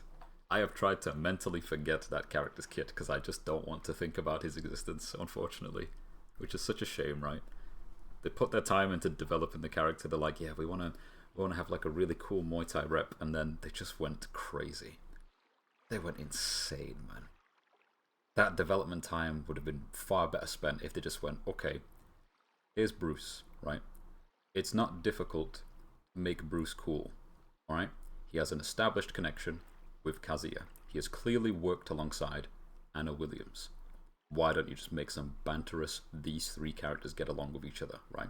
You don't have to keep creating this very generic good versus evil storyline. Why don't you just create two sides? It's very easy to be like, yeah, I kind of appreciate the whole Kaz and Anna and Bruce dynamic because I like the way that these three characters get along with each other. And then on the other side, back during that Tekken 6 era, you've got like Jin being a little bit evil, right? He's got Nina with him. He's got Eddie, who's kind of his friend, but not really. He's just working alongside him to get to Kazuya. The dynamic of like those three versus these three, one of those has the potential to look really good and be really fun. But they don't have writers. And I don't blame them because there's no good writers in current era. There are no good writers anymore. No one who's signing up for a writing job is good at their job. No one's good at writing. So unfortunate. But I could easily have pictured seeing all three of these characters sitting down at a bar. Somewhere in G Corp, floor 27, Bruce's bar. Pouring a drink for Anna. Coming back from her failed wedding because Nina killed her husband. Not knowing the actual reasons. She's pissed the fuck off.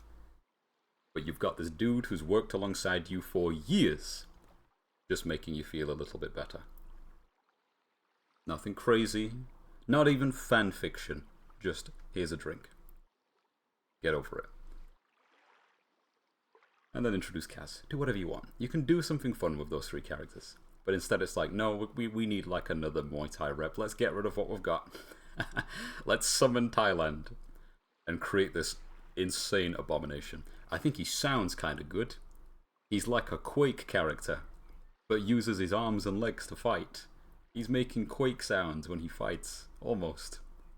But man, the visual design is crazy. That alternate costume that's supposed to be like a traditional garb, it's crazy.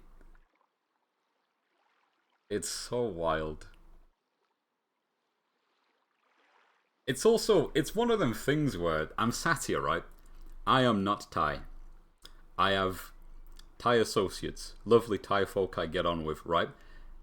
A character just being called Thunder, like the sound of thunder, but in Thai, must be the cheesiest nonsense to present to someone from Thailand ever. It's like, oh yeah, did you know Tekken made a Thai character? It's like, oh yeah, what's he like? It's like, oh, he's called Fakum Lam.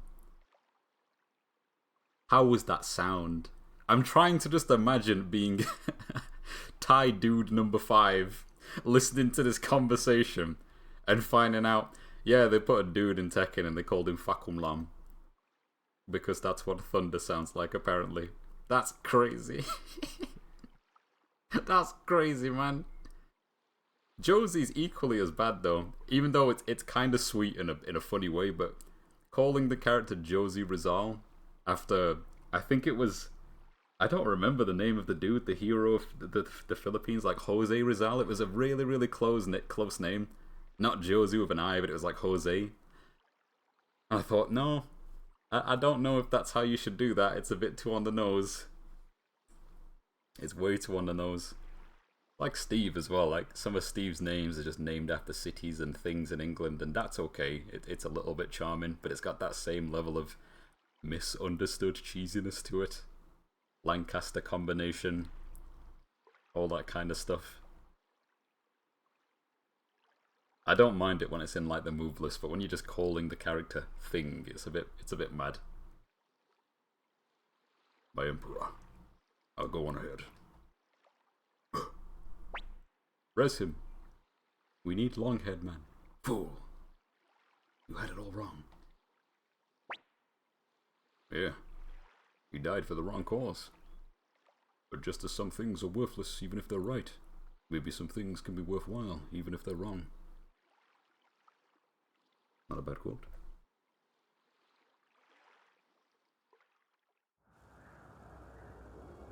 Will he be gone? He's gone. He weskered. It took like 2 seconds.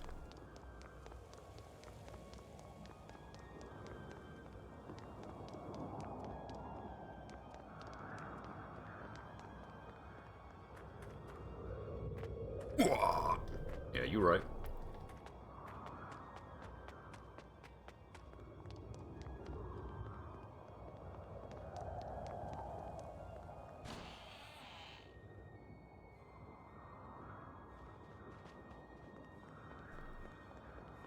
I can't imagine those spoken lines in his rage art hit well. I don't think they do. I don't even need to be a fluent German speaker to know, like, people listening to Leo speak is pain. Okay, but this one.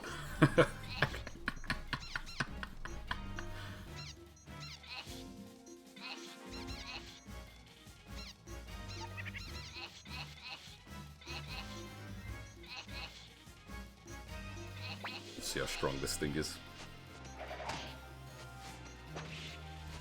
Speaking of that, it's gone.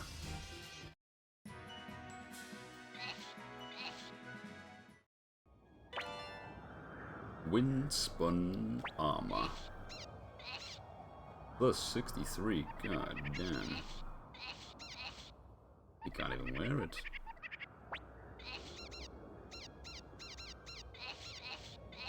I imagine Hicks and Flick can.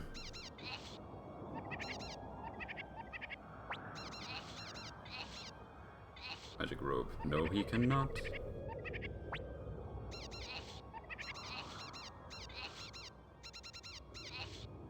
Flick. Hicks. Nope. Alright. What about Camille? She might be able to. It's possible, but I would have to check. I can't even wear it. What the hell is this for? So much gear.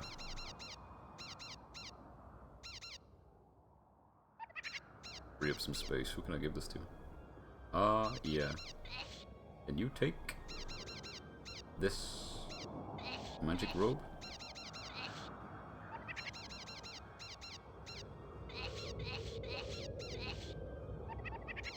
Emil. She cannot. Damn. It's gotta be for someone heavy, like Humphrey or something. Maybe? Someone who can wear a shield?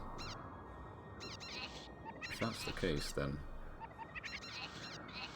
Yeah, can you hold this? Inventory management. Oh, goodness. You better hope you've got Resident Evil under your belt, or else you're going to struggle.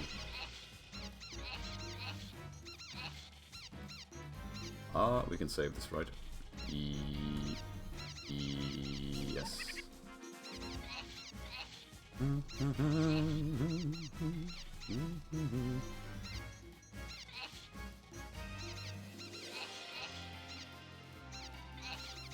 the back line, and she can.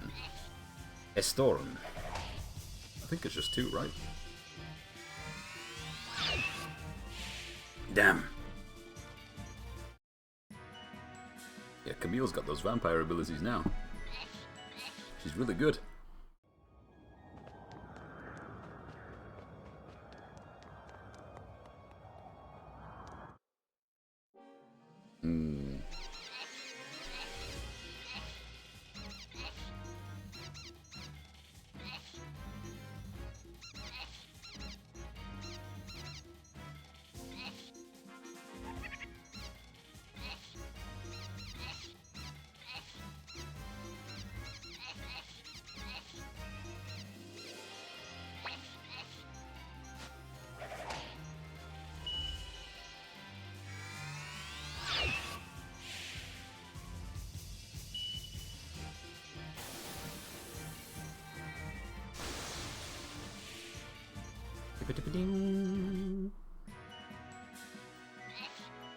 So much currency.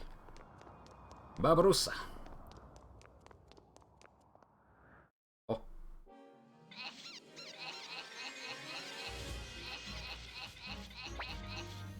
Like every 2 seconds, 3 seconds combat. So many crits.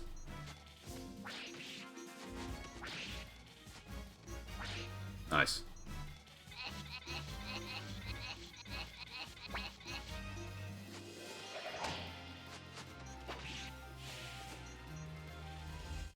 Beautiful.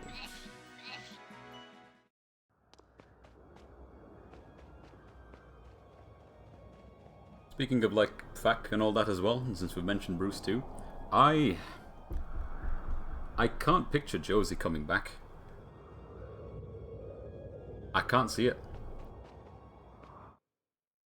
I don't even think what I'm about to say is like incredibly profound, but I think from a development standpoint, they genuinely might feel that Azucena has filled the slot for whatever it was supposed to be. He's mentioned it, yeah, he has. And if he feels that way, then there won't really be development time because there's other priorities with a whole roster of characters to choose from. But the same could maybe be said about Julia as well. Without like sidestepping onto Julia, just still talking about Josie for a sec. I can't picture her coming back because it's still the problem of she doesn't have her own original moveset. They took a lot of assets from Bruce without it being Bruce. And the only things that really made her distinct were Butterfly Edge, which is still just an orbital. She's got switch side stance, which is pretty cool. But again, it's mix, right? Mid kick or this option into stance. 1+4, the new move she got, the high-low into stance. Just mix the character. But for the most part, it was a lot of Bruce foundation put onto a we wanted to make a Filipino character. A Filipina character. Yeah, I thought the stance was cool. There were aspects of the character's kit that were very enjoyable, which is what made me put some time into her in the first place. But I played her for so long until I went, I think I'd rather just have Bruce, and then I never touched her again. The new seasons come out, she gets a new move, I still didn't play her. It was like a Season 1 thing, a portion of Season 2, and then I forgot the character existed for the rest of Tekken 7. A bottom 5 character? I don't think she was weak, I just think it was a kit that functioned a certain way, and when you understood it, there's not a lot going on, which could, you know, be an argument for the character being weak. She's probably a contender for not a particularly strong character, but I don't think she was struggling. Definitely not. Maybe damage output in combos didn't used to be too sick, and then they changed that because they gave her a really good wall carry. They gave her forward 2, 3, 4. She didn't used to have it. She got some other things that I've sort of forgotten. But yeah, she was always kind of... She was on like the lower end of damage in the first season. I remember that. But that changed completely. It just stopped being an issue. She got better mix, she got better wall carry. And her wall combo was always pretty good, so...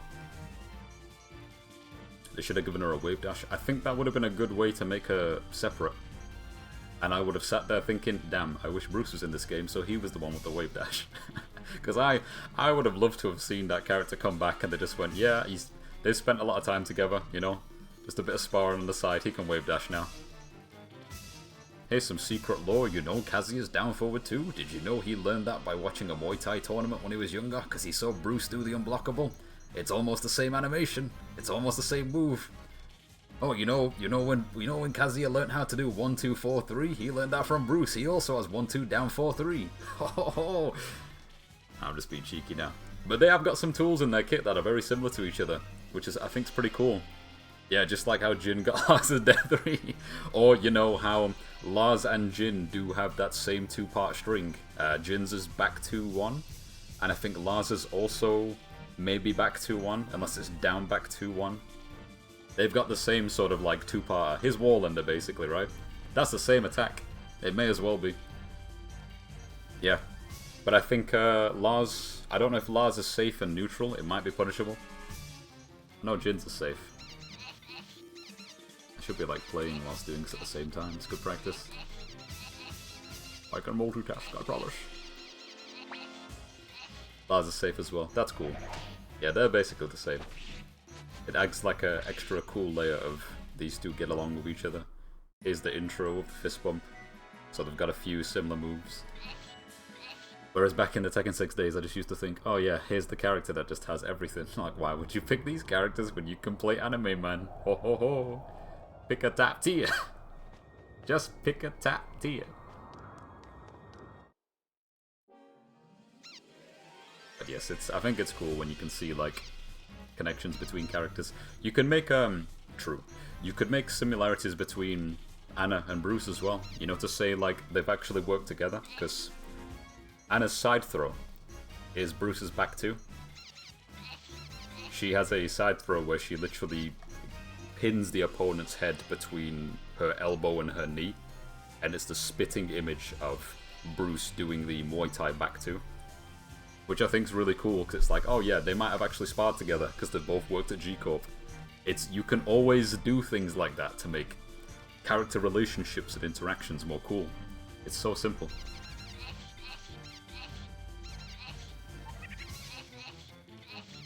And then just small things like Corsica forward one elbow. It's like, yeah, she learnt like a pseudo Muay Thai move because she's been spending time with Bruce. Always a very cool little touch. That's how I like to interpret it. Yeah, all the people that were begging for that back in T7. Please give Lars his old down forward 2 back, please. And then they gave it to him in full crouch. No! Not what I wanted!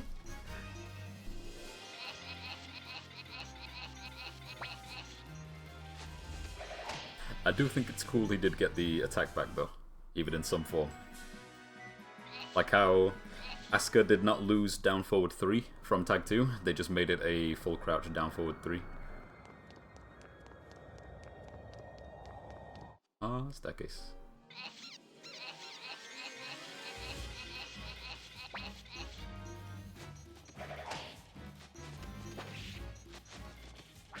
Yeah, it basically is. I quite like the one that he had in Tekken 7. I thought it was pretty cool.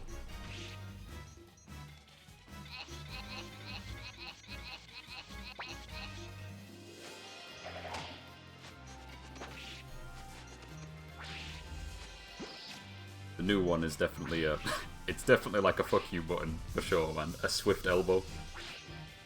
Everybody loves a swift elbow. Uh-huh. They did, yeah, like around season 3 or something.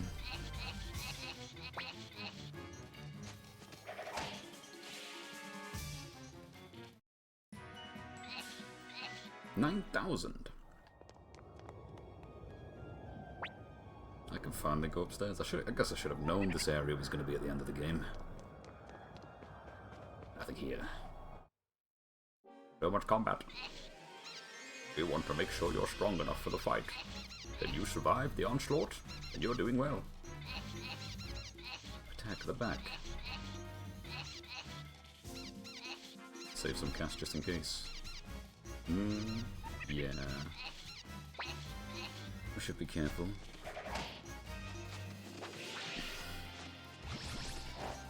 Yeah, it's tough to picture Josie coming back in this game.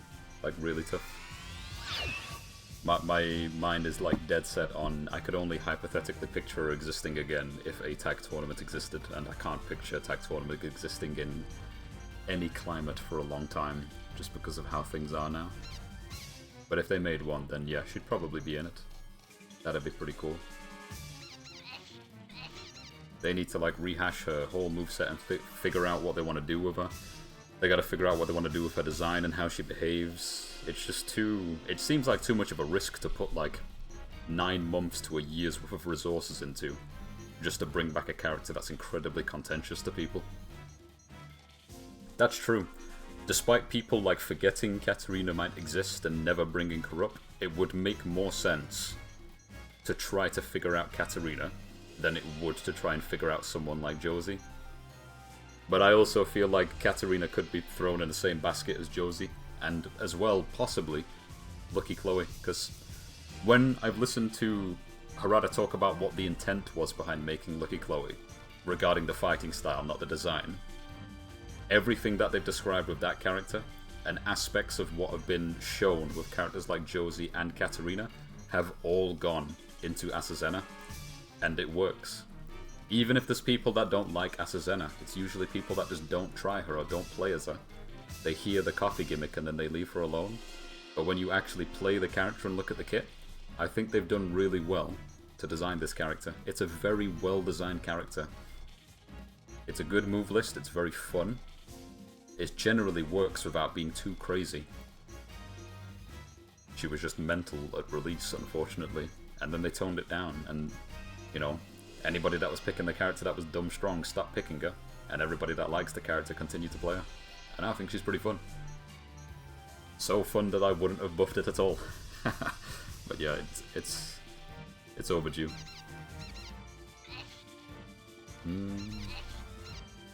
One of these. It basically isn't it? She goes into stance, she's +6. I don't think I'm even going to go into stance if I use it. That's the true mix. Because now they'll be less scared to challenge the +2 because of the stance. Yeah, there's a lot you can do with that. Really scary.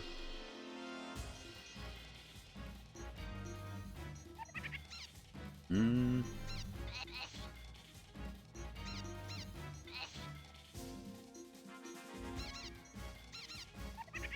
hold on to it. Full heal.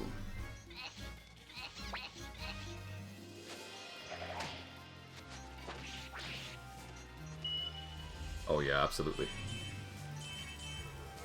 Burning 3-2 stance into very explosive heat smash. Because that thing does a lot of damage.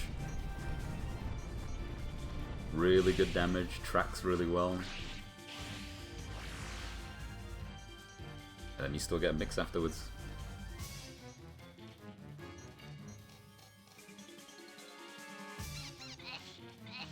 Oh, we can auto here, can't we?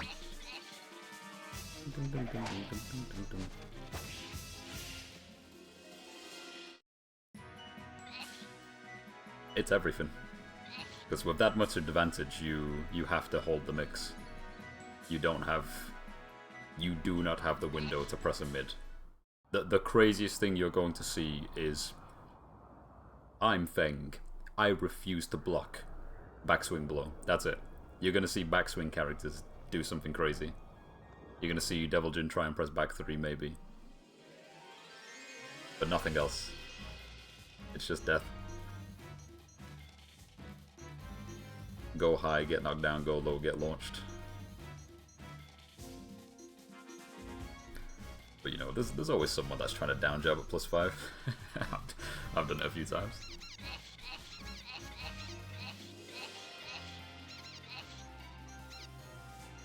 $300 to all enemies. Nah.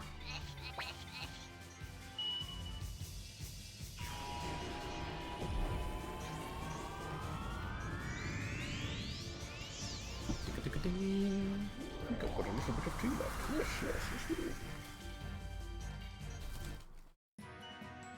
Oh yeah, I checked. It was Tetley's. The one that I grabbed. It's a Tetley's green tea. Mango and passion fruit. 2 tea bags in a teapot. A little bit of squash. Definitely not as good as Yorkshire tea though. Let's see where you're coming from. Because that's what I had in the house a few months ago. I had like leftover Tetley's box because there's so many of them. And then I was gifted the Yorkshire caramelized biscuit brew. And I was gifted the Man's Tea Indian spice thingy, whatever it was.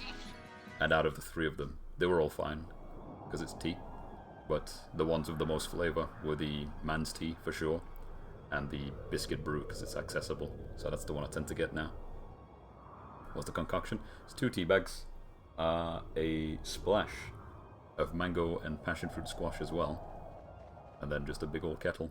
That's about it. Just a nice, sweet, hot brew. You can adjust how sweet you want it to be or how much tea you want it to be based on the squash.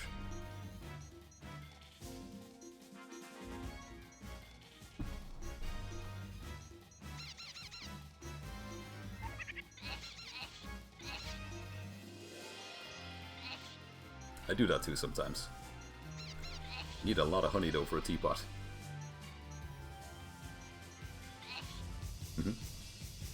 I only did it as of around 2023. I tried it. I figured, well, I've got all this squash and I tend to just drink massive bottles of water with a bit of squash in there. So why not try it with tea, since tea is mostly water. It'll just be hot. And of course it mixes fine. Of course you don't use things like milk because that would curdle. You don't use any kind of like typical tea concoction. You're going for like an improved green tea, so if green tea is mostly water and herbs, then the only thing you could add would be squash without any problems, and it works. Let's stick some milk in there and see how it goes. Once upon a time, we thought having 2 heat dashes in the combo was a good idea. And then everyone said, no.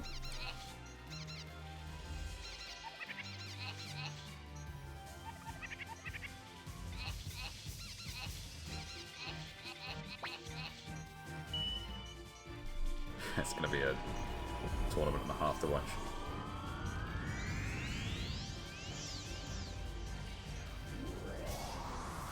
That really could be the philosophy though. They just want everyone to be jacked, so no one's afraid to bring their character to tournament.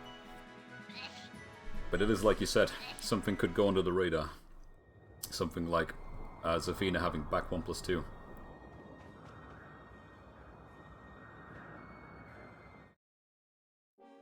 There's a lot of quad knights.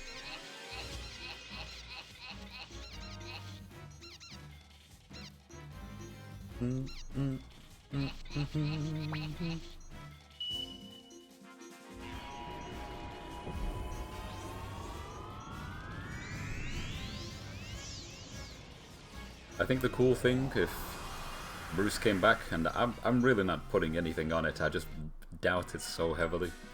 But if I was so blessed to receive something like that, because people are asking for him these days, you never know. In Tag 2, they gave Bruce a new dash 4. Right, they gave him a new forward 4. Before, it used to be his like bazooka heel. So he would like lunge forward and use his leg like Dante's Stinker in Devil May Cry. Then they got rid of that. You could only do that move if you did his manually inputted backflip, which was back, neutral, 3+4. So he'd do a backflip like a female character, but a bit slower. He's had that since Tekken 2, by the way. He was literally the first character to have a backflip in Tekken. Insane. But you do backflip and then you press 4, he does his bazooka heel. That also used to be his forward 4, but in Tag 2, they gave him a new one. If you pressed forward 4, he would lunge towards the opponent in like a crouch stance, but he would spin around. And then at the end of the spin, after he's gone for like a high crushing crouch state, he'd do a full 360, and then he'd raise his knee, and his knee kind of came up from the ground into the air. And it was a very, very like heavy plus on block mid. but because the animation, as swift as it looked, was too slow, you could almost never use this in neutral. And because back 2 was so good, there was almost no reason to use this like really cool move that they gave him. But you could feint it. So similar to how Brian can do back, down, forward 4, and then if you hold back afterwards, right, he just like turns around. It's one of the coolest parts about Brian's kit. He can feint that disgusting low that he's got. Back, down, forward 4, just like poof, takes your legs off clean. It's like a shotgun. He's got a feint version of that. They gave Bruce a really cool feint that's similar to that, but instead of just spinning on the spot, and he stood up perfectly, kind of like Albatross from Steve, he crouches all the way to the ground and then stands back up. And I think there's a lot you could do with that if you brought him back, and it could be really cool.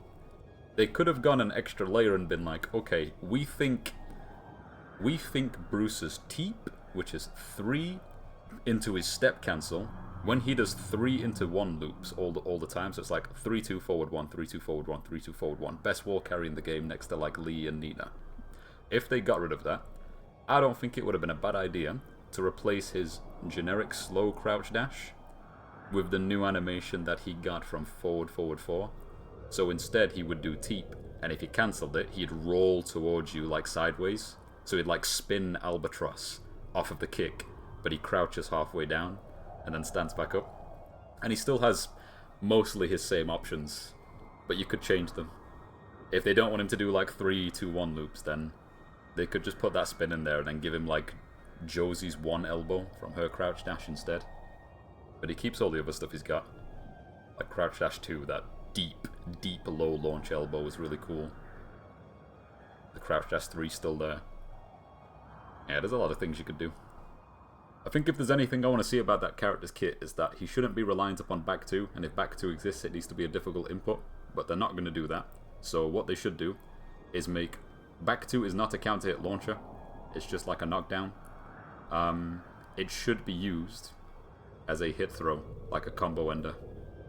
Quarter circle back 2. I was thinking something more like back forward, you know, like jet upper, because Bruce used to have back forward inputs as well, like Brian. He had them in Tekken 5 and they got rid of them.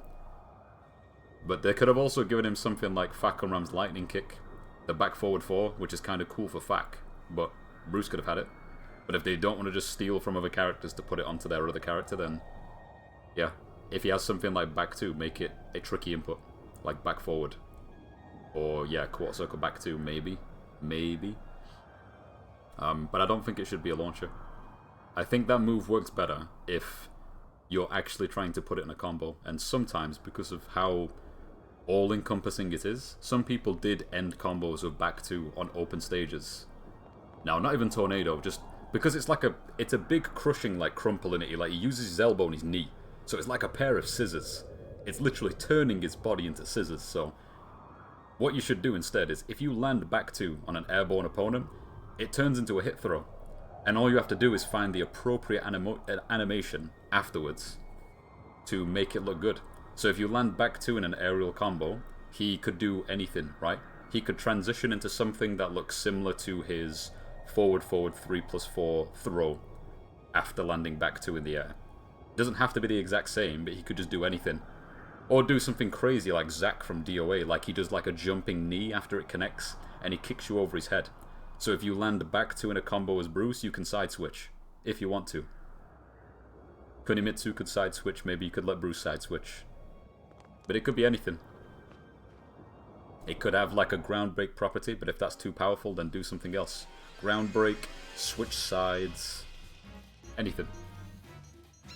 I think that would have been nicer, so that way it's not used as much, or at all, in standard neutral, because it's too crazy of an attack. But you could use it in combos. I'd be alright with that.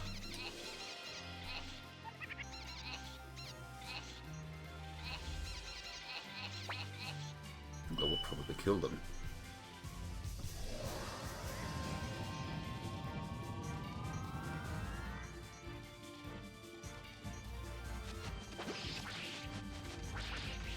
What move were you thinking of before you realized back 2 was his like iconic crumple state safe Counter hit launcher.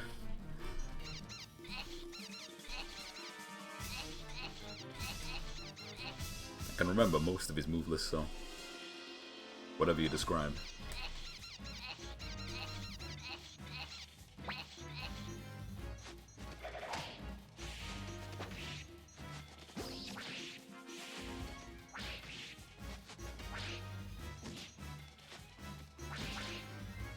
Let's dodge. They don't hit too hard, that's probably for the best.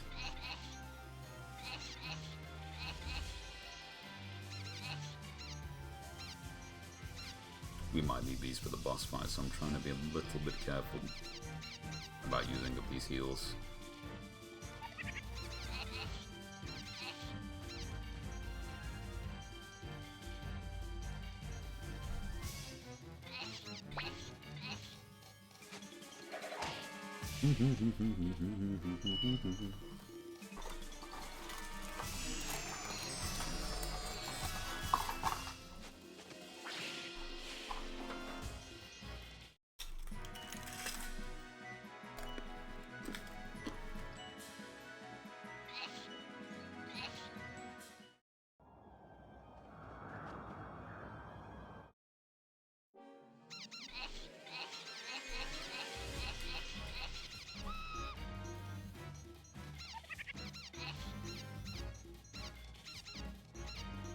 They so made me.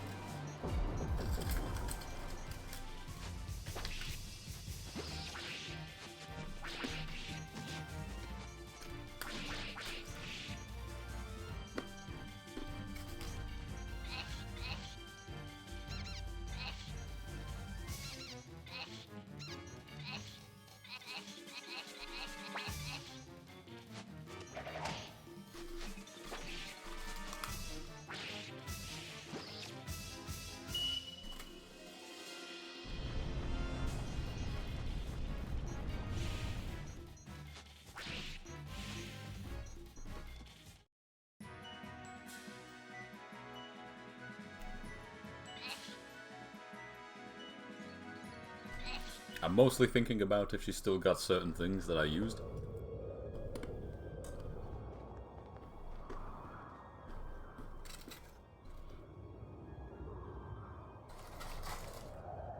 Not a crazy amount of thoughts for the current stuff, beyond being curious how explosive the bazooka might be in neutral, just to catch people. Yeah, I want to see if, because they replaced it, I want to know if you can use the first part of the bazooka and go into Chaos Judgment. Because if that functions just like the elbow, then that's fine. If not, that's enough. More like a... it's probably like an oversight one as well. You know, like nobody knew about it. I don't think many people knew that you could do... oh, typing would take ages. I don't think many people knew you could do a relatively safe elbow counter hit launcher cancelled into Chaos Judgment, and while they're crumpled, like crumpling, you can cancel Chaos Judgment into forward roll, cancel the roll into crouch, and then do full crouch down forward 4-1 to pick them up off the ground. It was a very stylish and slow launcher, because you hit them with the elbow and you have all the time in the world to hit confirm it.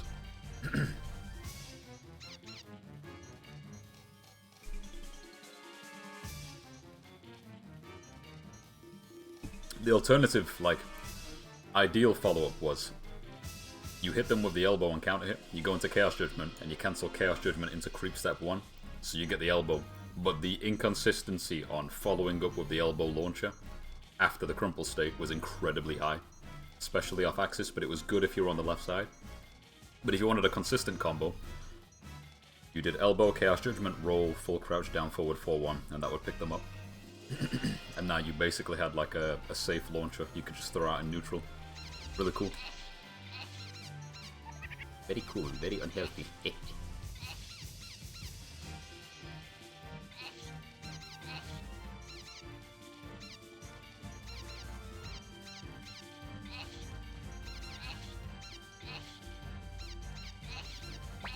Ooh, God, excuse me.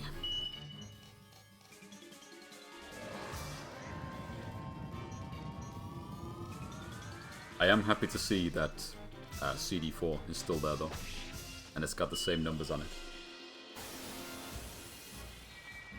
Now she has a mid-tracking move and a low tracking move from Crouch Dash. That's quite powerful. It's a good thing that low doesn't launch, man. It really is. Normal hit, it doesn't knock down, it's plus, and on... No, in fact, sorry, on normal hit, it's not plus, it's minus. But on counter hit, it's like +4 or +6. Down forward 4 is still there as well. So blessed, right? Imagine we live in a timeline where they delete down forward 4 and Claudio kept it. Claudio took the move like almost 10 years ago, and now Anna would have lost it. That would have been awful. My god. But now she still got it. Now we pray that Ganryu is not added, so everyone can find out that he's got the best version of Anna's move and Claudio's low. Down forward 3.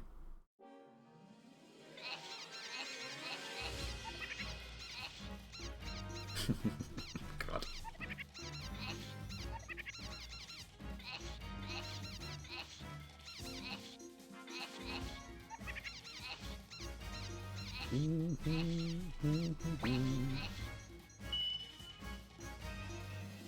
This way. Yo, yo, yo. This way.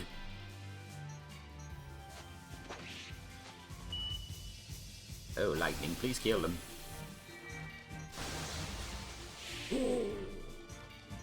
Nice. Yes, yes, all this extra combat is fantastic. So much currency. Now, take me to the top floor.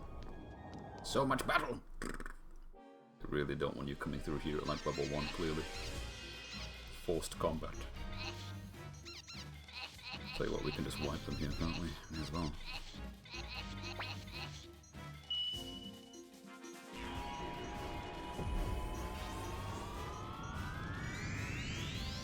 Ganryu is fat, and Harada wants people to play him.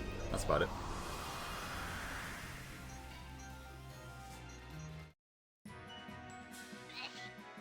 I think it's also just like a simple remnant of, hey man, we're Japanese devs, and we all acknowledge sumo exists, so we gotta put a sumo in the fighting game. Please love the sumo. Please. Sukoi desu ne. Please enjoy sumo. And to be fair, right? To be fair, Ganryu's Tekken 7 design, very cool. Visually. The kit, I don't know, but visually, it looks very cool. I always thought and I always said, when they bring back Ganryu, please just give him a beard. Make him look scruffy. You could make him look down on his look, like Tekken 4 intro lore or something. And they kinda did. They scruffed him up a bit and they made his hair a bit messier and gave him a pretty cool outfit. I think he looks really cool. But it's Ganryu, man. It's not particularly an enjoyable character to fight against. I think he's probably up there as one of the least enjoyable characters to fight. Yeah, it really is. I know even when I played it when I was younger, I missed the old designs, but it's not that I thought the 4 designs were bad. And when I look at them now especially, it's like, yeah.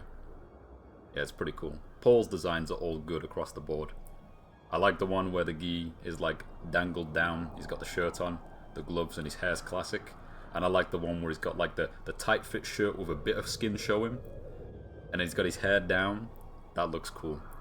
It's just a shame that his Tekken 4 ending outfit was not like a costume he could wear, and that is still one of the best endings to this day, man.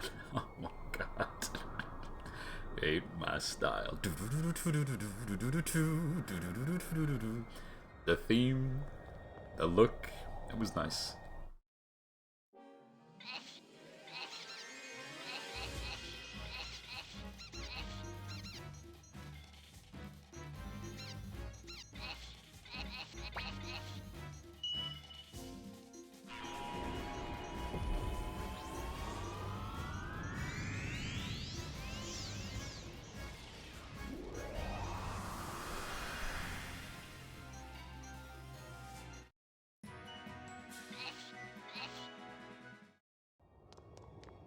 More! So many.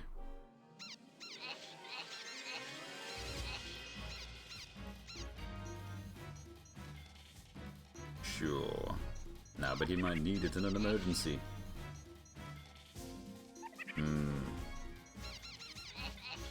We could fight this one, maybe. Yeah, sure, why not?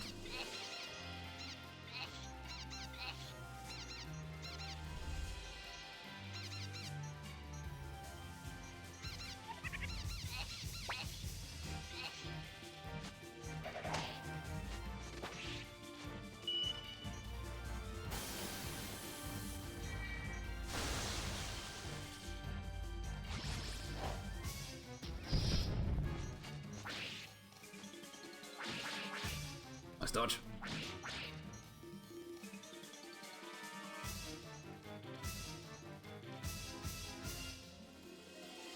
I am quite surprised that they didn't want to commit to a character like Asuka being a poster girl for Tekken, because they seem to want that from T5. But it turns out she's just a design. She's just kind of there. Eye candy Osaka lady, that's about it.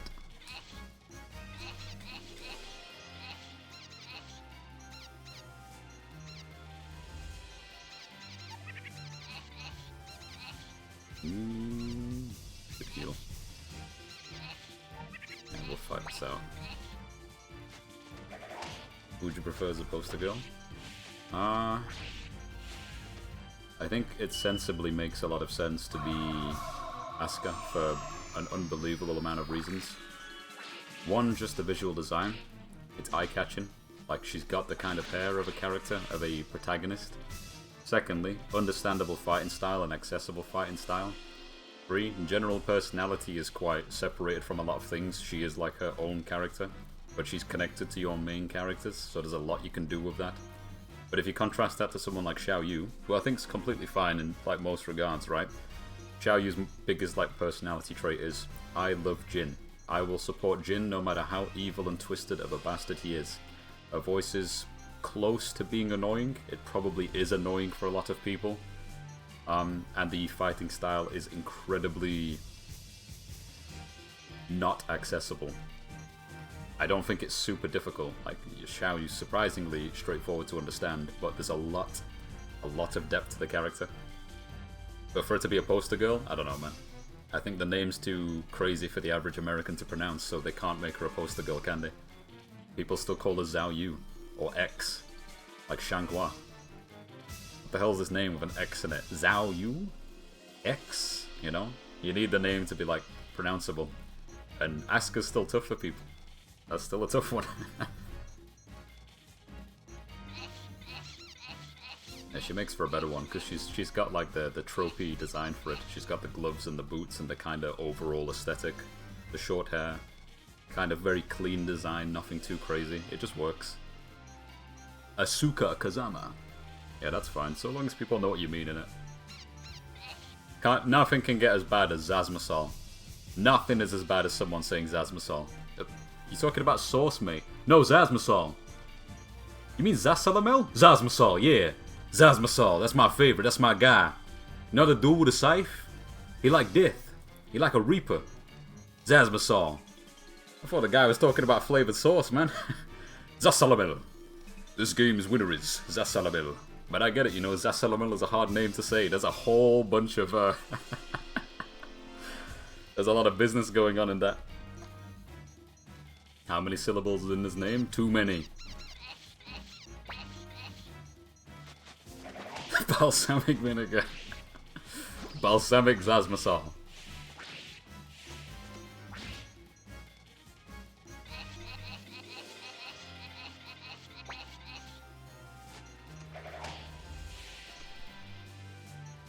Yeah, at the very least, story implications aside, I think they're giving, like, Asuka a decent amount of love just from watching her kit. Because, if you ask me, how was, like, Asuka's playstyle before T7 and what was her moveset like? Crap. I can't think of a better word. It was crap. I thought her introduction in T5 was sick. Then you try and play the character. What is going on? There was something really weird about her 2 input as well, never mind her jab. The character was strange in a way that wasn't healthy. But I don't think it was until like T7 where they decided, okay, we're going to give our attempt at a Aikido character who happens to be a Kazama. We're going to do something interesting with her and give her, get this, personality moves. So they gave her down forward 3 and forward 1. And that was a good part of her kit. That was a good addition. Forward 2, 3. Just giving her that big football kick was huge. And then they've gone an extra layer with that in Tekken 8. They gave her forward 3+4. She's got these diving jump punches. She's got the running 1+2, which, as far as I understand, right, that is something straight out of the Tag 2 ending that she does to those goons in the alleyway. That's what they should do. Every time you do something cool with a character in a little cutscene you've made back in the day, if they do something in their moveset that's showcased in a win animation or a cutscene, you should probably make it a part of the kit. The only character they're not doing that for is Kazuya, which is stupid. But they've done it for Asuka, so they're paying attention. They're paying attention, it's making her more fun. If Kazuya was able to use the kicks that he had in his Tekken 7 outro, that'd be nice, but he doesn't have them. Kazuya Mishima wins and just starts doing like a 5 kick string. You're picturing all of the inputs in your head. But he doesn't have them. He's still got like his borderline stale 1990s fighting style. Barely changed since Tekken 4 2001.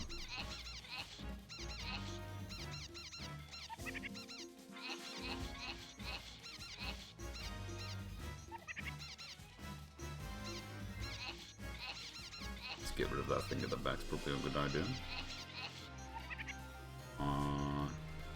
Yeah.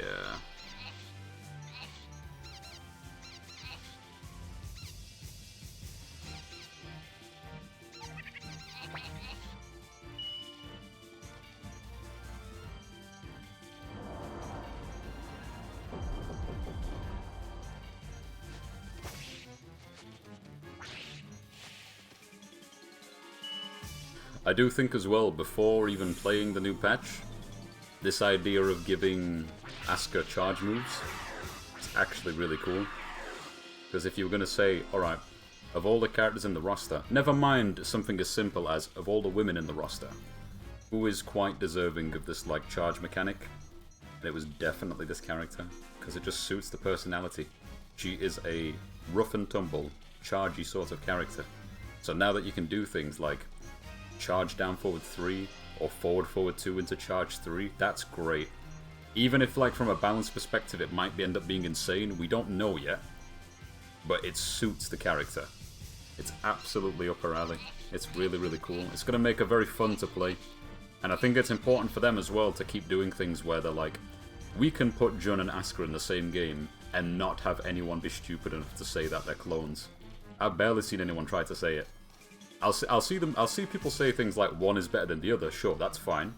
But I haven't seen anyone say like this is a wasted slot because they're just clones. No one said that, because it's not true.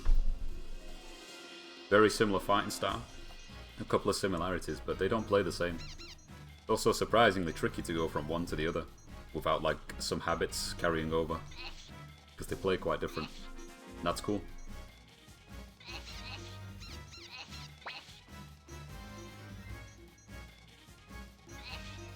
Yeah, I understand that fuck nonsense is true.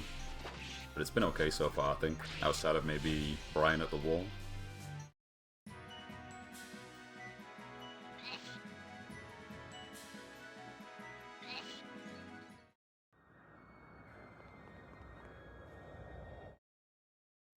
I think something that was a shame to see disappear on Anna is back when she got this move.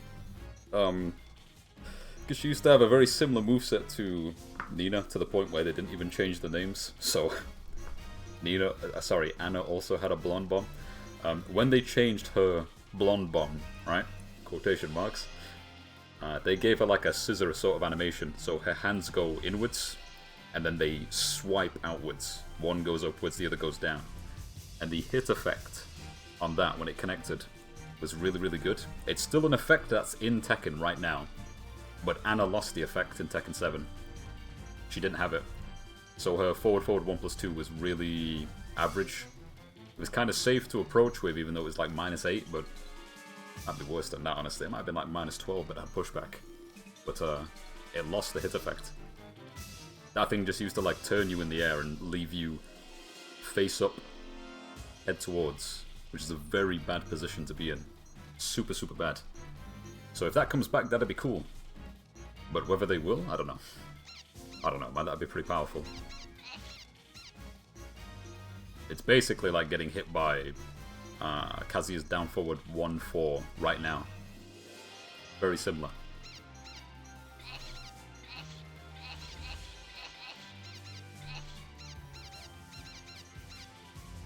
Hmm, 300. I'm running out of these things. God. No, you might need it in an emergency. You never know. Let's reduce the hit rate.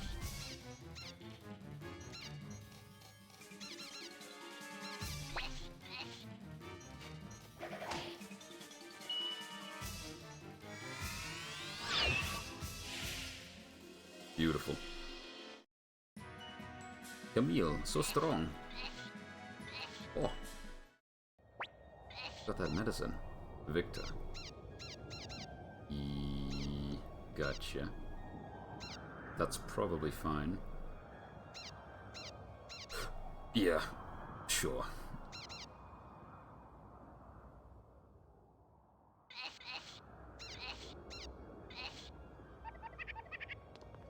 Something up here? The guy came from this side, so there's a chest. Oh. A helmet. Can he wear it? He can, but he would lose something really cool that I gave him. No, he can't wear it, never mind. I don't think anybody in this party can wear that thing.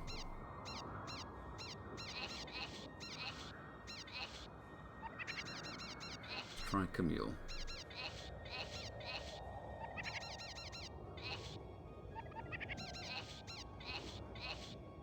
Nah, she can't. So silly.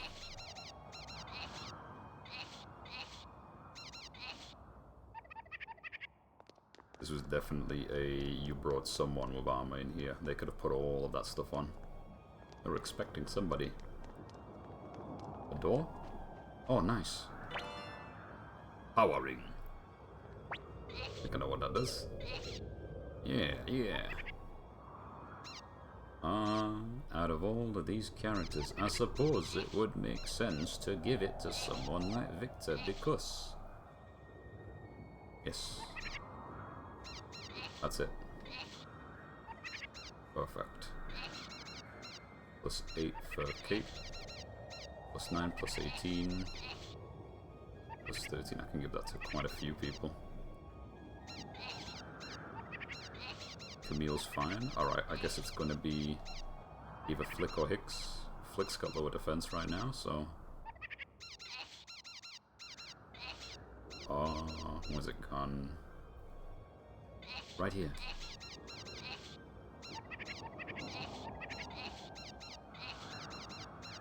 Plus 8, plus 13, perfect. Nice, everybody's over 200. I would like to save, please.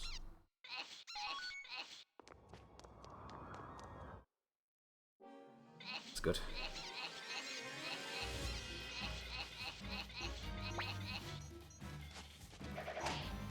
Ding, ding, ding, ding, ding, ding.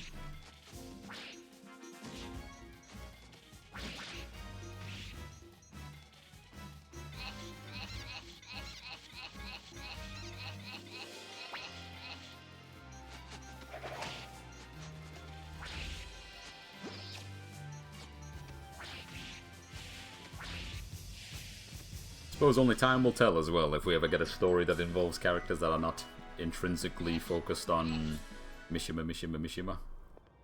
A vague mention, sure, but not a straight-up storyline involving Jin and Kaz and Heihachi. But Hachi's back now. Who knows? Because they're gonna slaughter him the next game. Probably not gonna get someone like Asuka at the lead.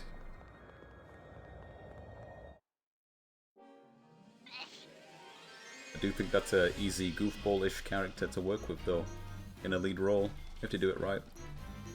Honestly, once upon a time, I could have seen them using a character like Wang as a protagonist. Oh, telling the story or narrating the story of Tekken events, and then maybe even taking control of Wang or playing as Wang in very specific situations. But it depends on the direction of the story. Maybe if it involves something like Jinpachi coming back one last time, there's a lot you could have done with that. But I also think out of all of the voice talent they've got for a lot of characters, Tekken 5 Wang, he sounds really good. I don't know who that Chinese dude is, but his performance was really nice. I didn't have to speak Chinese to know his inflections were very good. His performance was really good. But when I think about the dialogue that comes from Wang in Jinpachi's ending, it's pretty strong. I could have easily listened to a character like that just narrate an entire Tekken story. Lei Wulong is not a bad contender either, if you want to go for a detective angle. Talking about specific events or specific story beats. Lei would definitely work.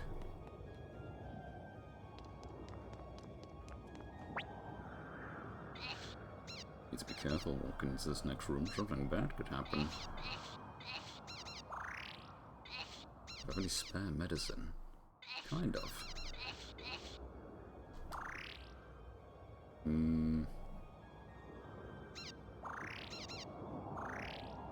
That's probably alright.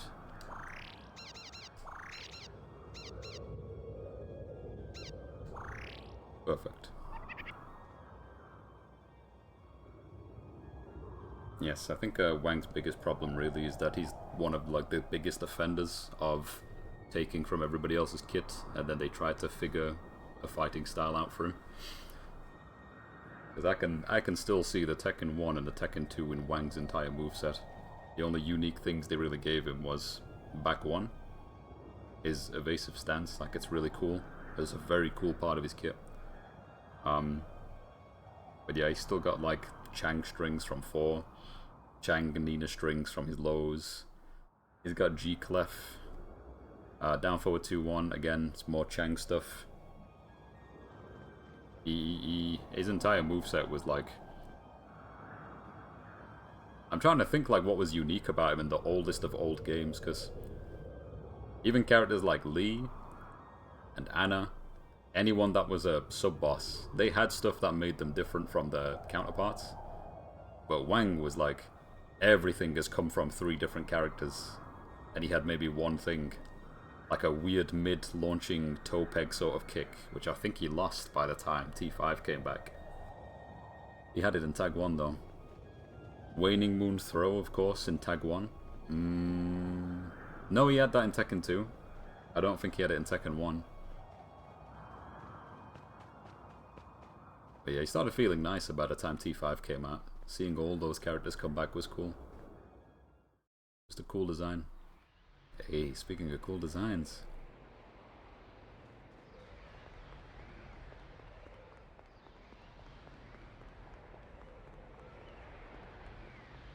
Barbarossa.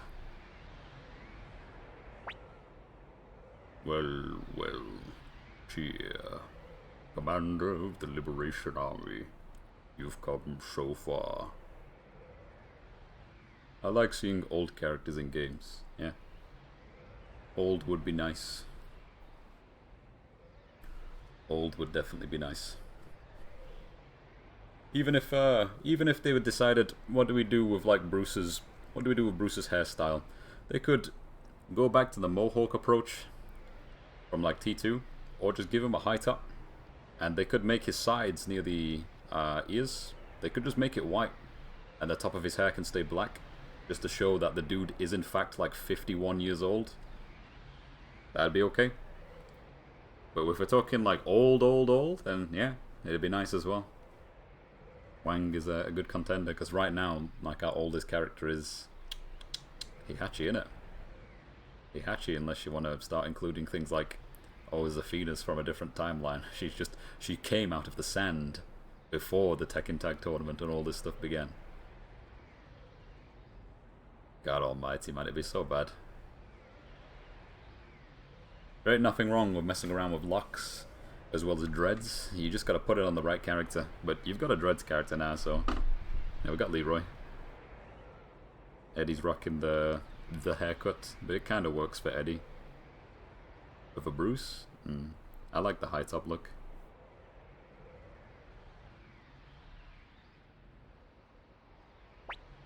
Come, look at my garden. The flowers are in full bloom. Beautiful, is it not?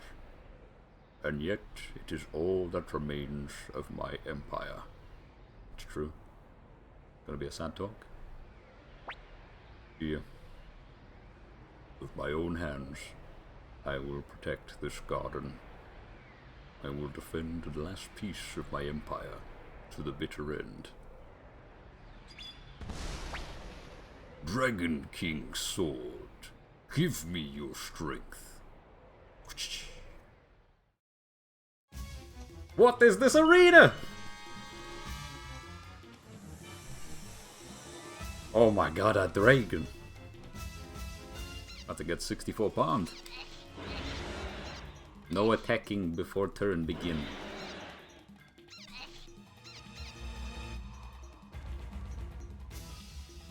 I think we should save this for when we really need it. So in the meantime, Terraria moment. I always hear so many good things, and I know those mods, the mod scene went absolutely crazy. But I could never get into it. It's such a shame.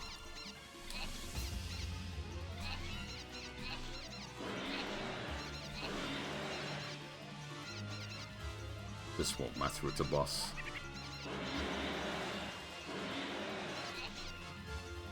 One head at a time? That's true, actually. Why are we attacking all of them?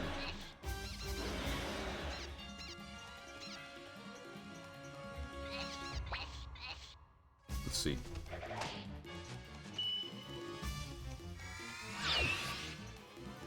No damage. No wind.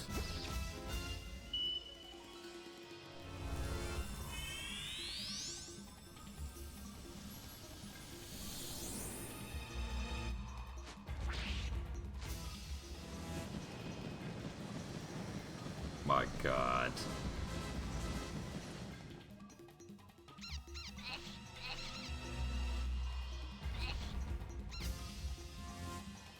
Do they all cast, or is it just the one on the right?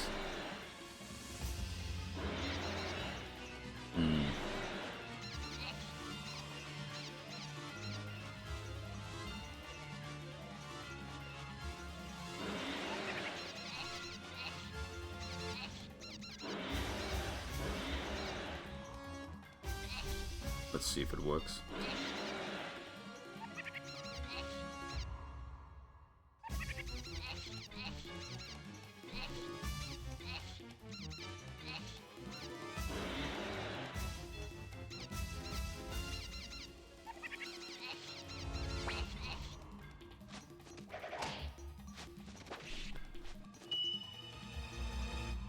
$500 was a lot.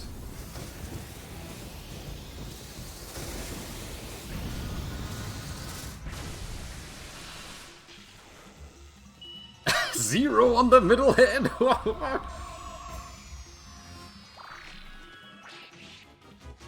I did try SF6.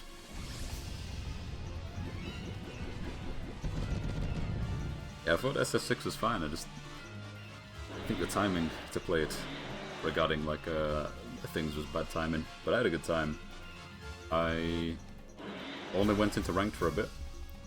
Did my promo thingies, hit diamond, and then just messed around in lab and did a bit of the main story.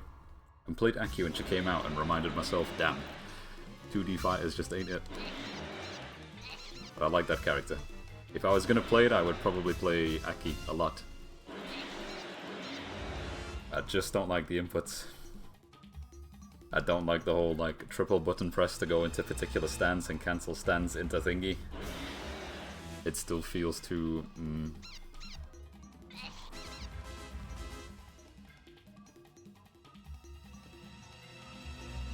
Yeah, it's not a... I know it's not like super bad for me, because I could go to this person's house or that person's house, and if they were like, you want to play this game? It's like, go on then. I'll probably pick it up, like pretty okay. But I know I can never I can never play it the way that I want to play it. And it's usually down to timing and execution. I think that's probably a reason why I'd stick to Tekken, because I don't think Tekken's a difficult game. Some people think it is. I don't think it is. I understand Tekken quite well.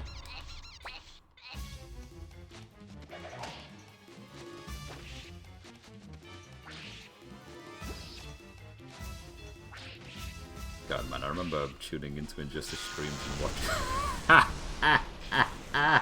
watching a Joker bot that was... God, whose stream was it? Someone had a stream for Injustice back in the day. I'm sure they still stream. But the whole point of the Twitch stream was they left the stream on so people could just spectate.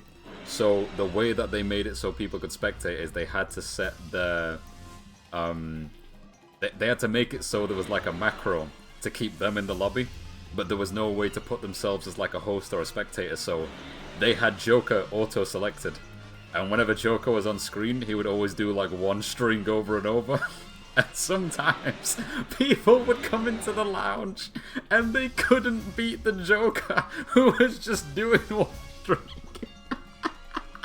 So every once in a while I'd turn to the right and all I'd hear is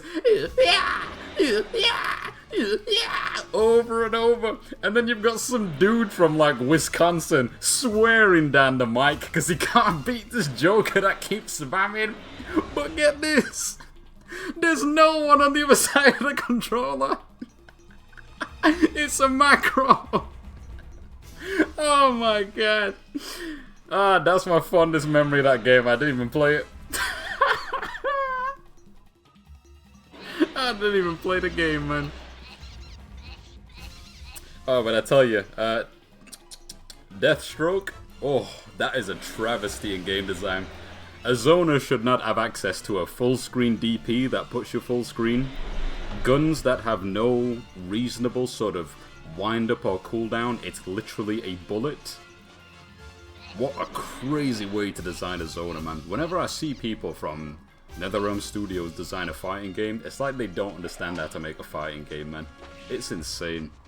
Yeah, truly a fighting game.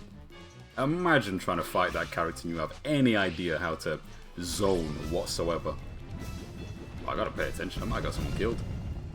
He's dead!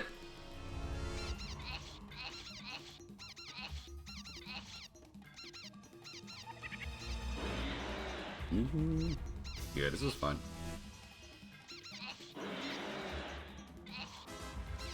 What we can do is we can res and heal at the same time. Still got this as well. Yeah, that's cool. I think it is that one on the right side that's casting. That was fun to tune into. That same stream also used to do like a BlazBlue, I think it was BlazBlue Chrono Phantasm streams, or Central Fiction. It was the one before Central Fiction, whichever the second version of that BlazBlue was. It was just before they introduced the pink-haired mechanic girl as a playable character. I used to tune into that one, and that was kind of fun to watch. It was a nasty Noel Vermillion who came on stream. Played that character in an unbelievably like efficient and annoying way. It was fun, like fun to watch.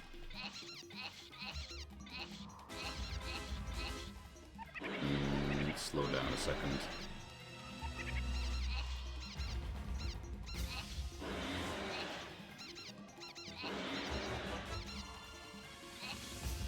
What do I have all of these heads have?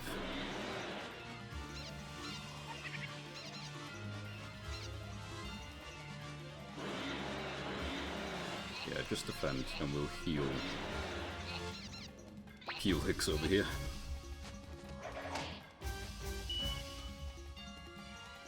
Yeah, I don't know, I mean, I think Street Fighter 6 was alright.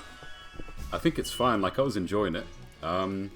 It's one of the first times as well that I went into a Street Fighter and just went, you know, this base roster is not that sick, even though I thought it was. And the only characters I kind of enjoyed playing were Ryu and Ken. I'd play Ken for like a couple of days and I'd switch to Ryu. I'd play Ryu for a couple of days and I'd switch to Ken. And I was playing online. like long sets versus random people, and it was going well. I was playing against people that were, on average, they were in Master and Diamond, and I could perform and like fight them. And so I was like, it's nice to see some of these like old skills from Street Fighter 4 were still transferring over, or King of Fighters and whatnot, but I'm not a particularly sick 2D fighter. I just know how to, I think I know how to play neutral, or I know how to adapt to neutral, maybe. I got throw looped a few times. I think I generally had an idea how to get out of it though. Just try to know how not to get put into the corner. That was the gist of what I understood. Some characters are really good at it. Juri could be really tricky to fight sometimes, but you know, that's if she's actually smart enough to not jump. If she never jumps, it's quite tough.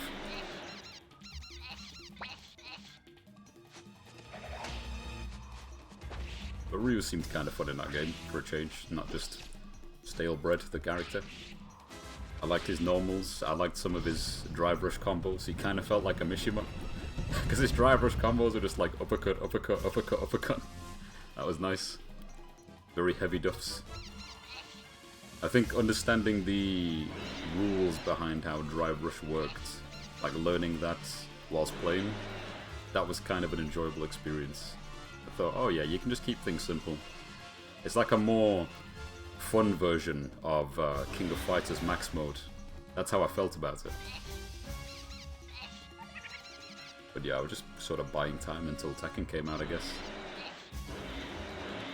No, we gotta heal.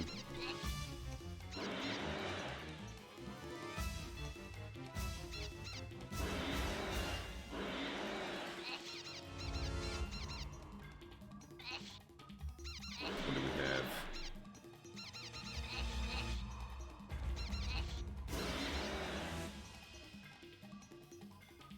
We could do... We might need that for the boss, but I don't know. I don't know. One of these?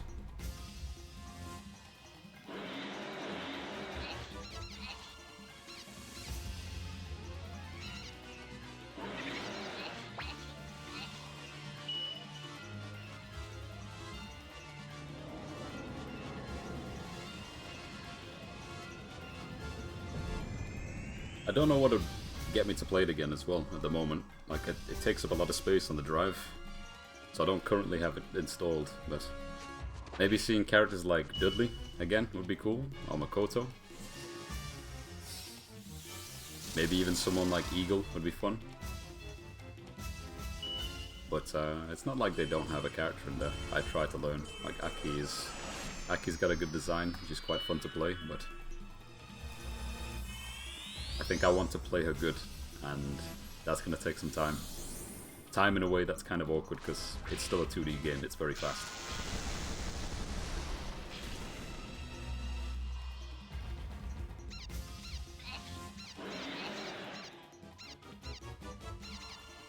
Which head, man?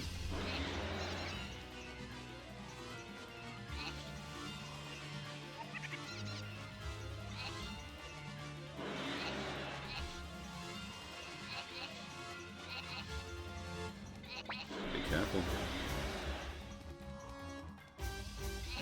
That's understandable. I think I could definitely play both, but I just sort of gotta ask myself that, am I really enjoying this game?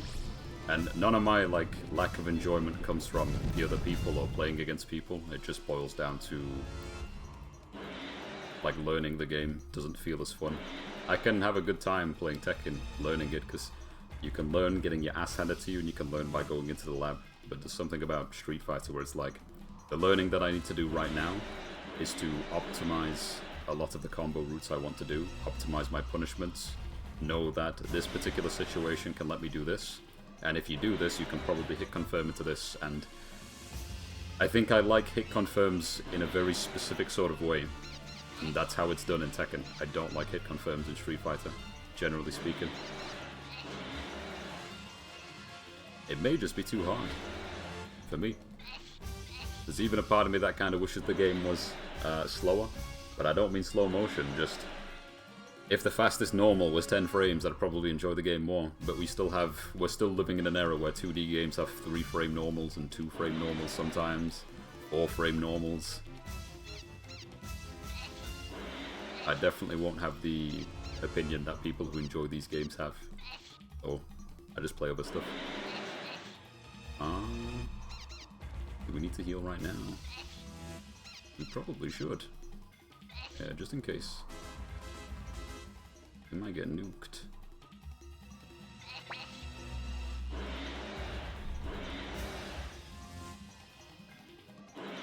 Hey Woblix, nice to see you. Linking normals looks weird to me. I think in some games it did. I think in 4 it definitely did, but not too bad in, let's say, Street Fighter 6. But I get ya. Go for it, Woblix. I'm very intrigued.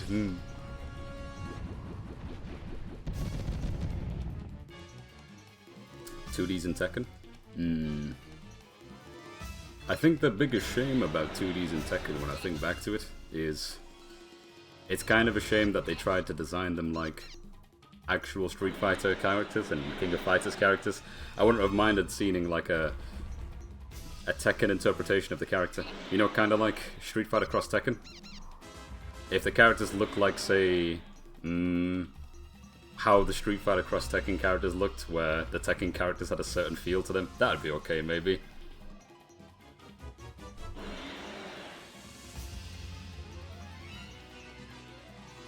What a random thing to say, Woblix.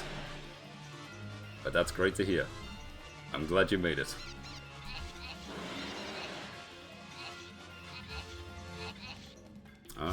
Health, health, health. Do be careful. A singular hero? Yes, we do have one.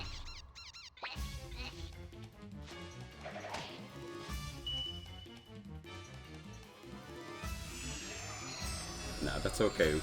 That's okay, Woblix. Also, I don't think you can post links. Wink, wink.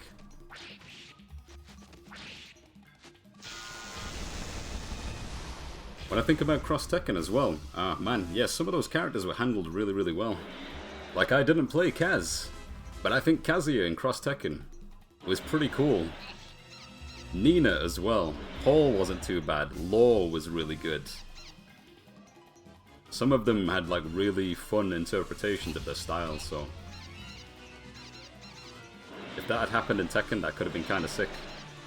But I get why they wanted to try and experiment with designing them properly. And I think what they learned from that is we will not make Tekken cross a Street Fighter because very danger, very scary game. No one happy.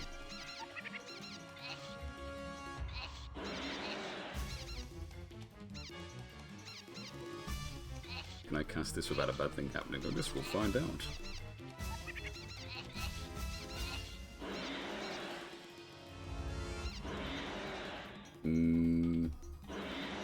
They might get nuked next turn, so we should play it a little bit safe.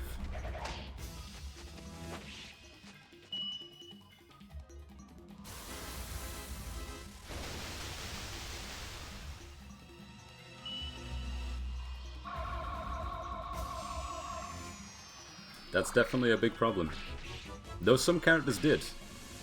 But yes, by introducing Demon Flip, you have to make sure that there are like a tools or those means to counteract these things in certain ways, and I suppose you'd have to play a character like Anna or Marduk to really deal with someone like Akuma in a way that feels like they have tools for it. Chloe wasn't too bad as well. Anti-airing Demon Flip with like a Chloe back 1 or doing something like 3-4. She had really cool tools.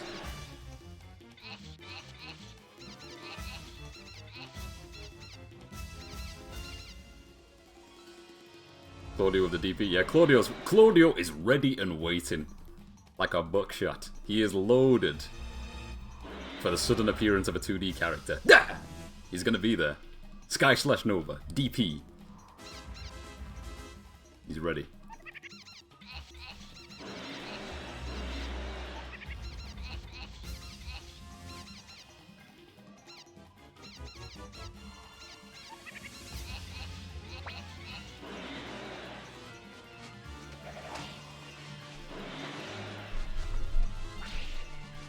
Oh, the head's gone. Nice.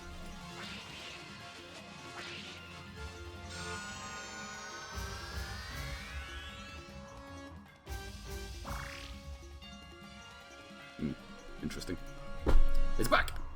Took my eyes off the screen, didn't even see what happened.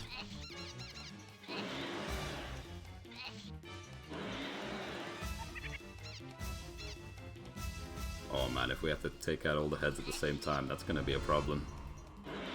Oh, that's gonna be a big problem.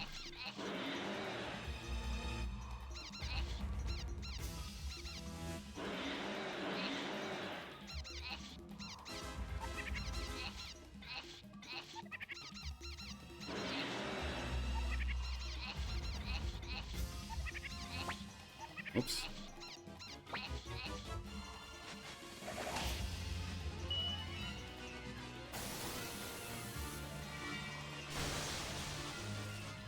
You didn't happen to see if one of the heads in particular resurrected the head on the side, did you? Like, did the middle one cast something? Did the left one cast something? Or did it just whoop out of nowhere? I had to take my eyes off the screen to check something just in case.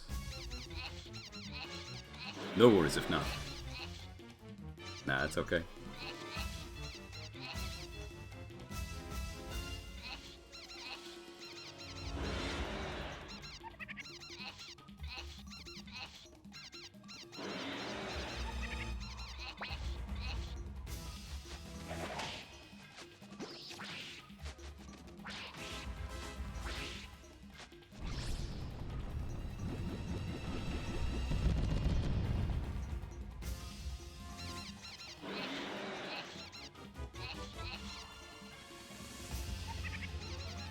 That would work, actually.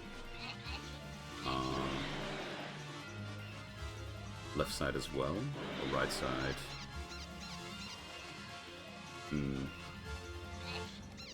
Right side, so she can heal.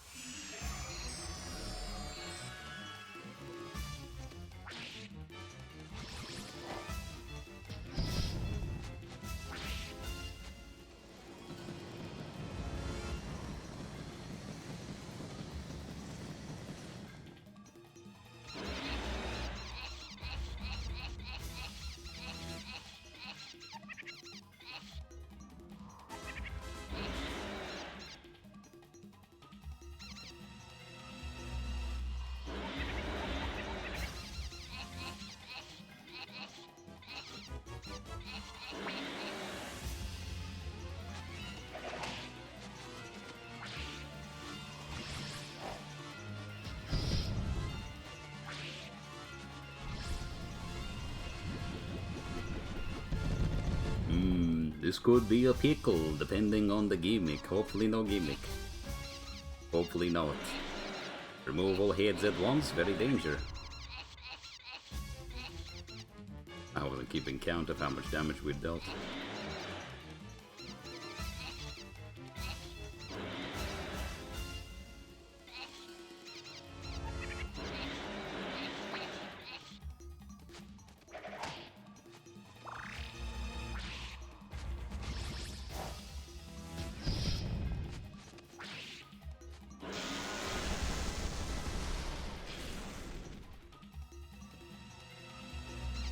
Okay, that's good. Okay, one head's gone. I think it disappeared as it cast too. So if I did have to kill them this turn...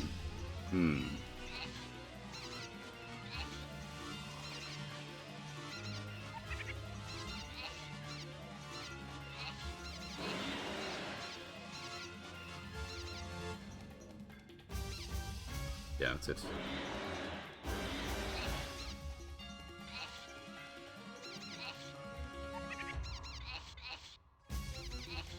Full heal to everybody, yeah. And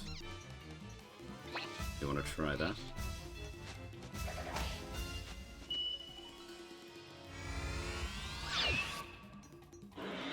Okay, good.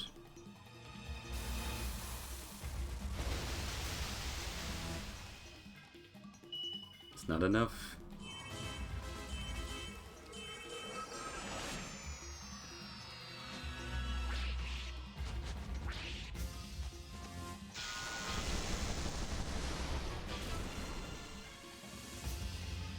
Okay, they've not come back. Go crazy.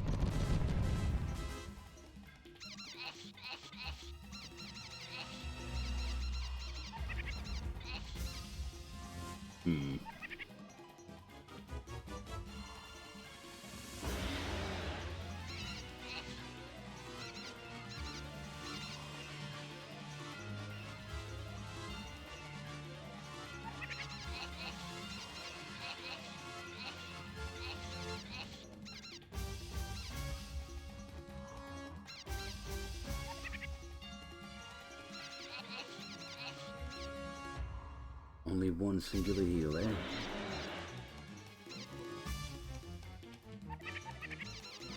Probably better to do this, actually. Yeah.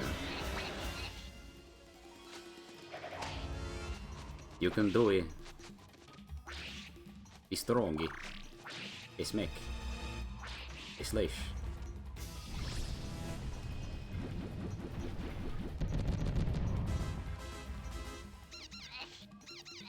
Bada bing.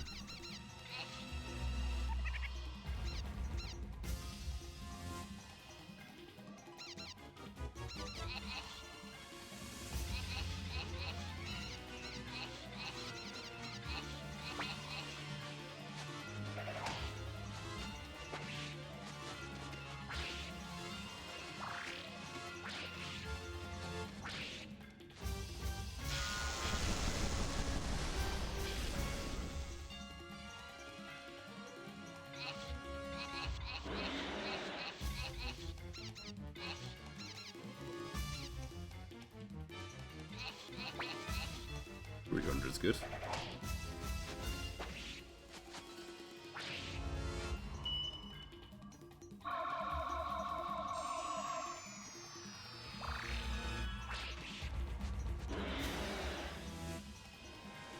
Oh. I guess the healer was the head on the left.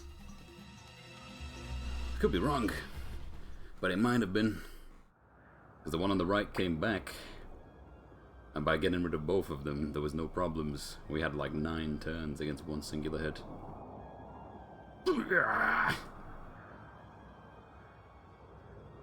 It's him! It's him! All the generals! The Kingmain! We're missing one of them. Or are we? Or are we? We did bring her back, but she's not here. Your Majesty. Ah, Kasim. You've changed, Your Majesty. Why? We believed in you. Kasim, I miss the days we fought together side by side. You were misled by that woman, that Windy.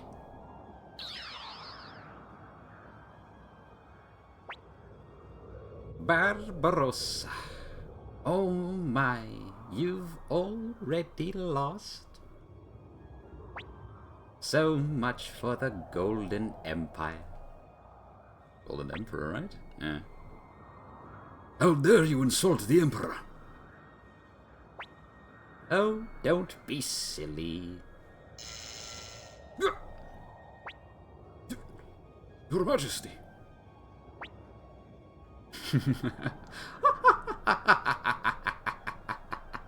Now it's your turn, dear.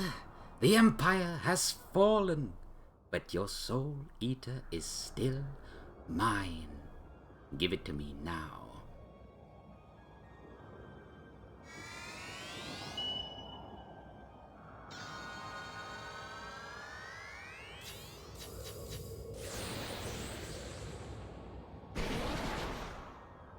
Odessa? Grimil? Tia? Ted?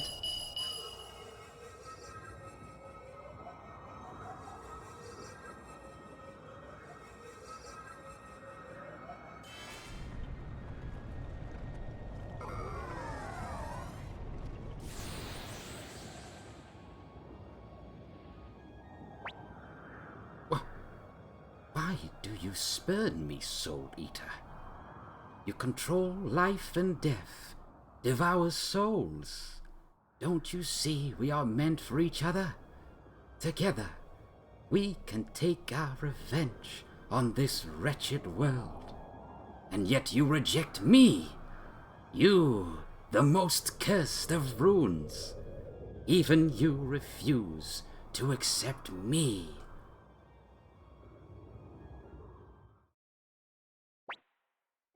Drop. That's enough, Windy. What are you doing? I'll destroy you with my magic. It's no use, Windy. The sovereign rune of my Dragon King's sword wards off any form of magic. Even that of the Gate rune. But you said the Black Rune. I lied. It's definitely a mustache that lies. Don't you dare! What are you doing, Barbarossa? I loved you. Liar. You only loved the part of me that reminded you of her. That's not true. I wanted to erase the sorrow that lies deep within your eyes. The sorrow of one shunned by others. I loved you, but that was a mistake. My one and only mistake, and it cannot be forgiven.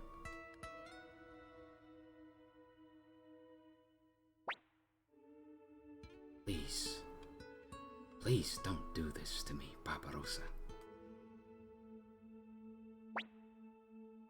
I have only myself to blame for the loss of my empire. Here, what brave new world will you build in its stead? Please, Emperor. Your Majesty. Farewell.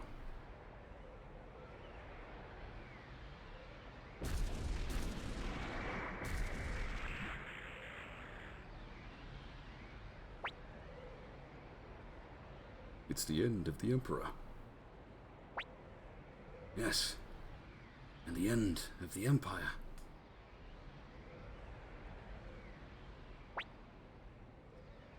This palace ain't gonna hold much longer. We'd better escape.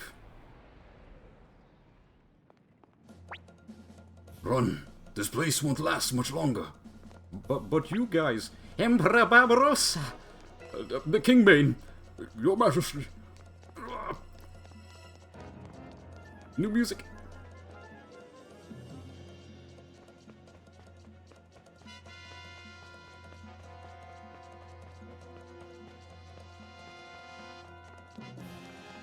Do I even remember the way out?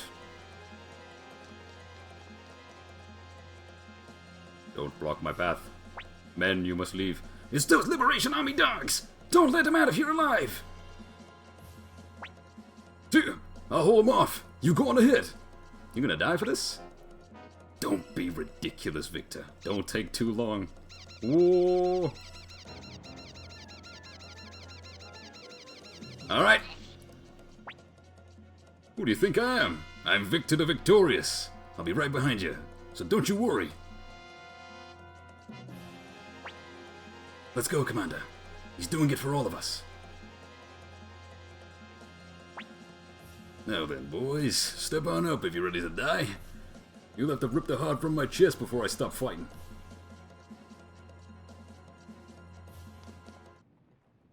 There's still combat!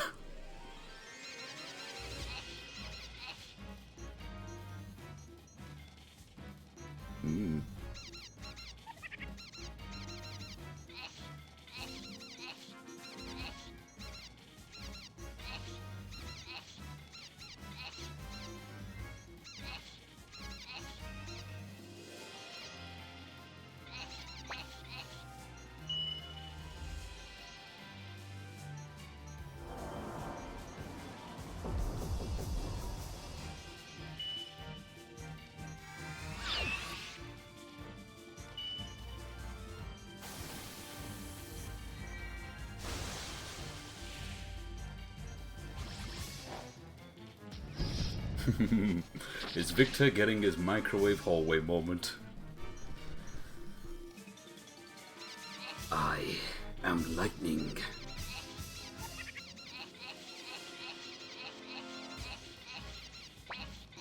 God, man, there's too many sick things that happened in Metal Gear Solid 4.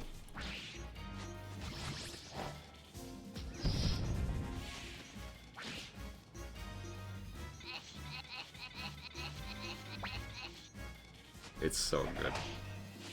What an absolute turnaround for that character.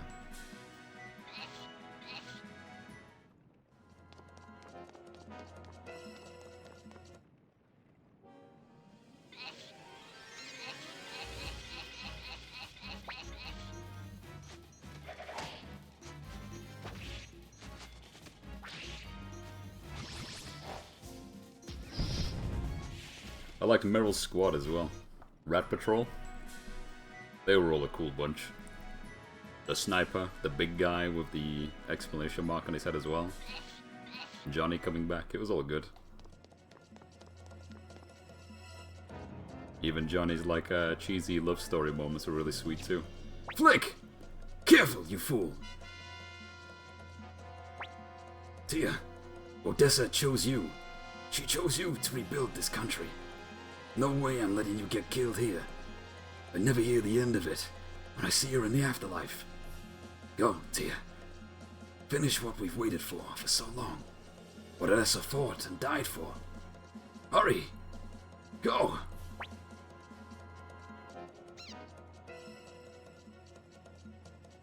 Come on, man. Don't worry.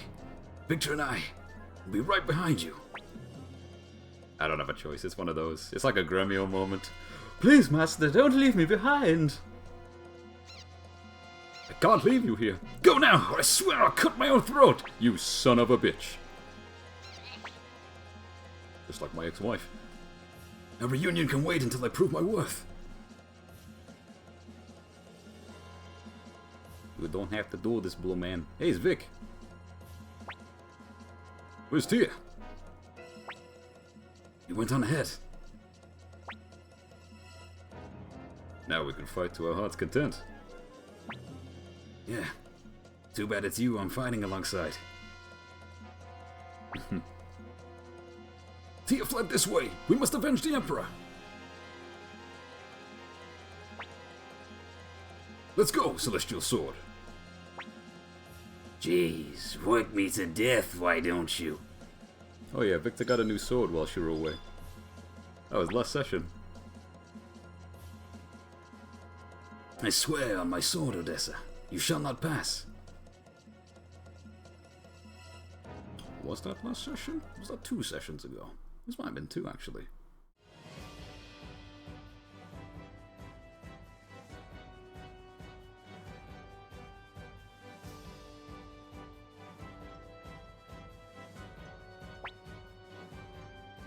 Look, we won. I can't believe it. We won. Yes, the Emperor has finally met its end. The Empire. Brain! We did it. We really did it, Sylvina. Kirkis. It's finally over, Master Tia. Look, Tenga! We won! We defeated the Empire! Quit pulling me so hard! Sorry.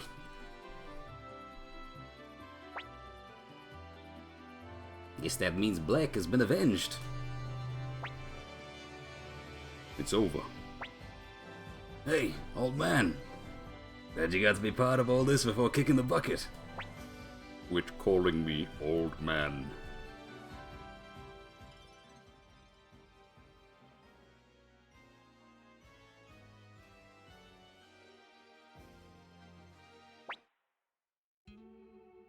Master Lucan.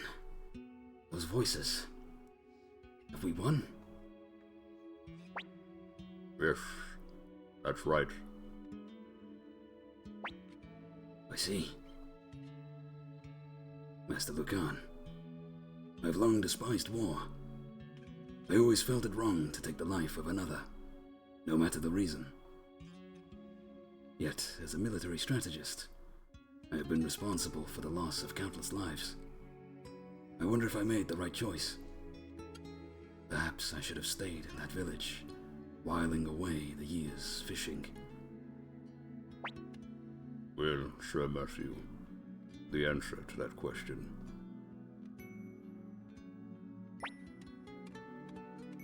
Have you fallen asleep, Sir Matthew?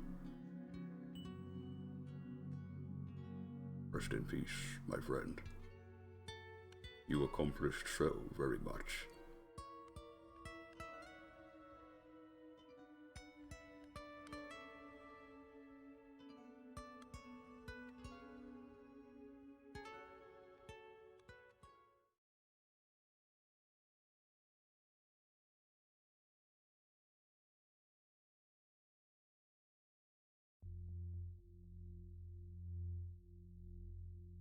Turned down the position of first president of the Tauren Republic and chose the first president of the Tauren Republic in Tia's place.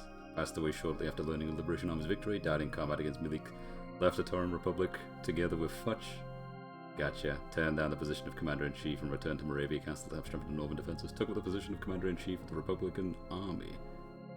Someone we didn't get. Died protecting Tia in Sonia prison.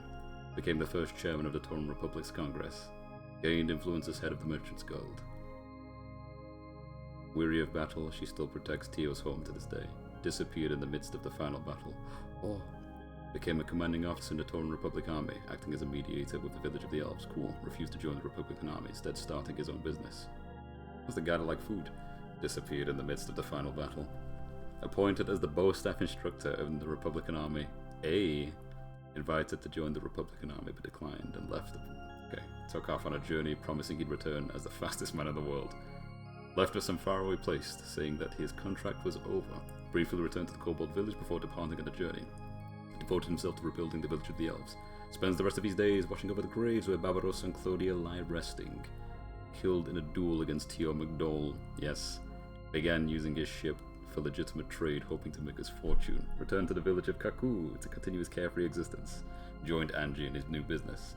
Spends his days fishing leisurely on the shores of Lake Torum. Died in combat against Milik at the Scarlatisha Castle. Having been recognized as a true warrior, he set off on a journey.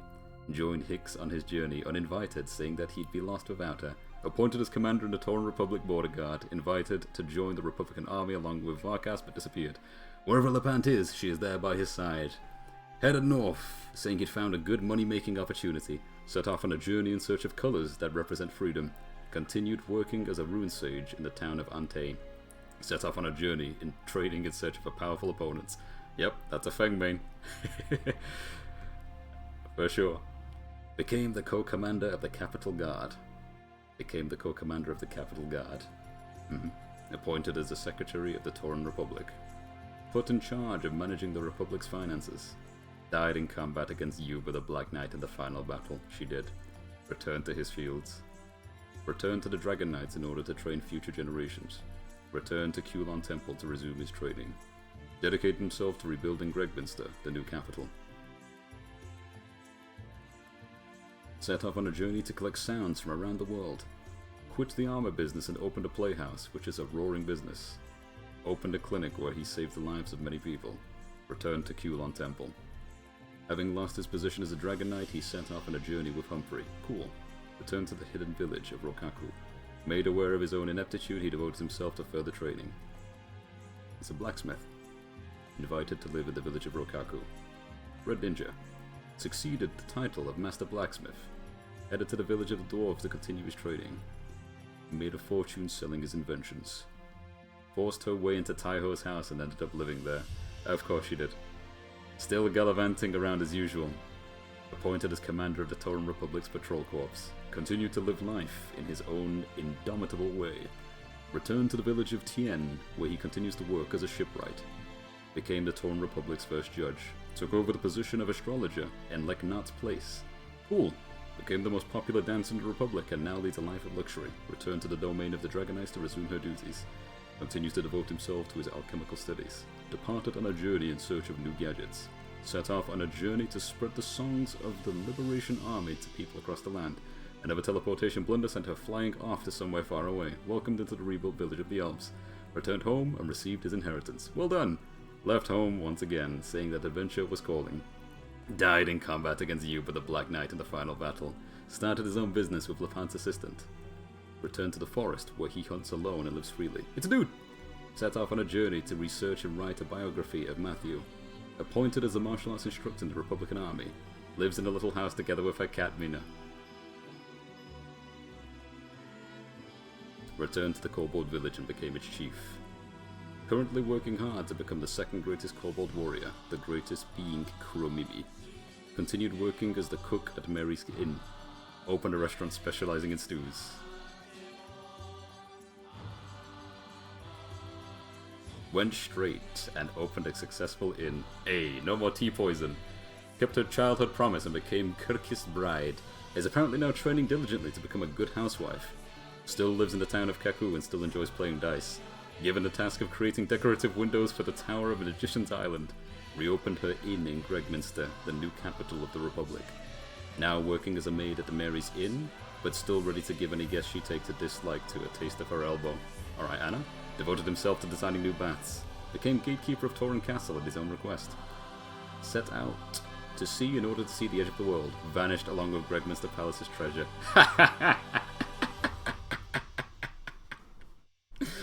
Yes, couldn't. Never change.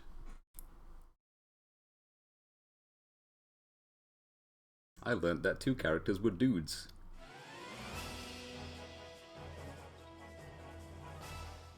Quando was mentioned at the very, very beginning, but I forget what it said.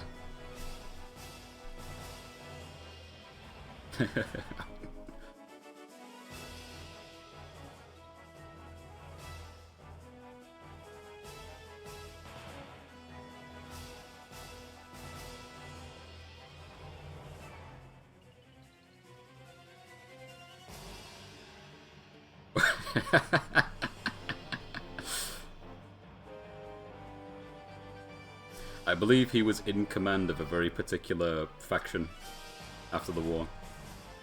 It said a similar thing for like two of the other generals, except for Oppenheimer, who is sat outside someone's grave, very upset.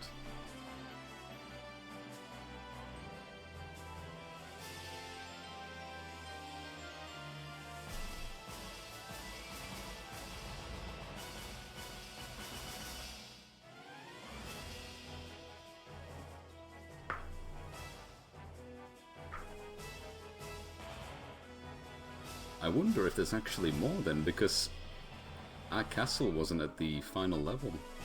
We weren't able to recruit like two particular dudes because it said the castle's not at the next step. And I guess that either happens now, or maybe I might have missed something. No guarantee. Yes, I've been told for a really long time it's really, really cool. Dear, dear Pinky, are you happy now? I have played Suikoden in its entirety. What a shame you did not get to see. But I will tell the tales to your son.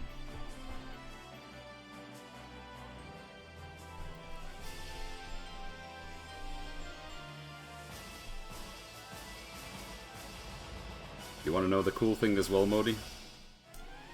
Apparently, This isn't the sick one. The second game is. And you want to know what this game comes with? Suikoden 1 and Suikoden 2. So I'm going to be playing Suikoden 2 real soon.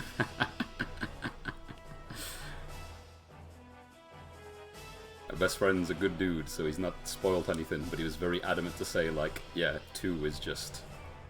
It's yeah, that's it. That's basically what he said. There are a few things I do know, though, that... Yeah, we'll see. I don't know, like, a lot about the game, but I know a couple of the characters from this game. They're in the second one.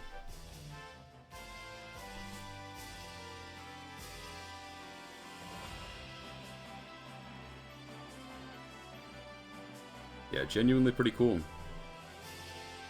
Definitely for a turn-based RPG especially. I never think that that is a bad thing or a downside, but sometimes you've got to sort of handle your game in a certain way if it's turn-based. Because the OGs are handled really well, but some people make turn-based games in current era, and it doesn't quite hit the same way as loading up something like Final Fantasy IV, Final Fantasy VI. I'm having a tough time thinking of other examples at the moment. But it's done really well. I think the 6-party system helps a lot. The rune system's quite straightforward and adds an extra layer of spice. The unite attacks are probably the fun part. It's cool finding out, like, if you put 3 bold dudes together, they have a special ability where they can ricochet the sunlight off their head. If you put this married couple together, they can do a special ability. If you put the ninjas together, they do something.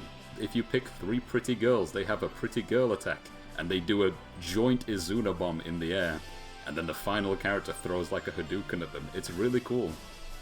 Really cool.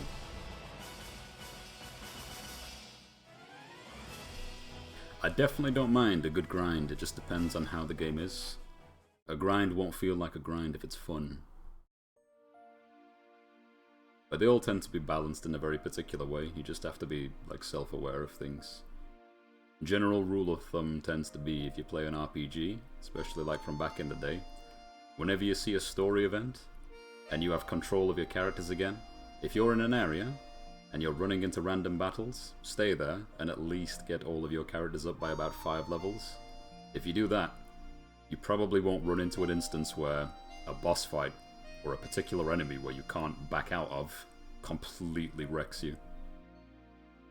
Biggest mistake is getting too caught up in the story and just walking forward over and over, because you'll be like level 21 in an area where you're supposed to be level 56, because you're enjoying the story too much. You actually need to engage in the combat. And that's why it's important for the combat to be fun. That's another reason why I mentioned for a turn-based game. Yeah, it's quite nice. I thought it was fun. I thought it was nice just taking like 4 blacksmiths and just messing around with them, or taking the 2 chefs and giving them abilities. But I'm interested to see what makes 2 stand out compared to 1. Because 1 was pretty fine.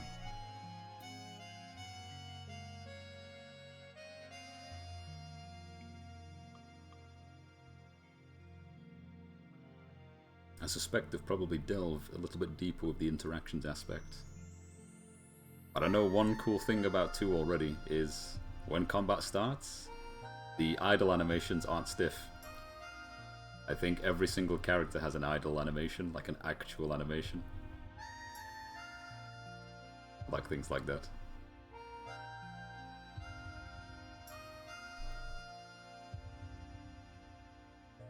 I'm also curious to see, because there was a lot of info there at the end where it said what the characters are up to now. But that tells me that some of them, especially the ones that might have gone on a journey together, they're probably going to be in 2, and they might be even more interesting in the second game, because they're going to be older and stronger. But I don't think I'll see people like Quanda again. I wonder. That would be interesting.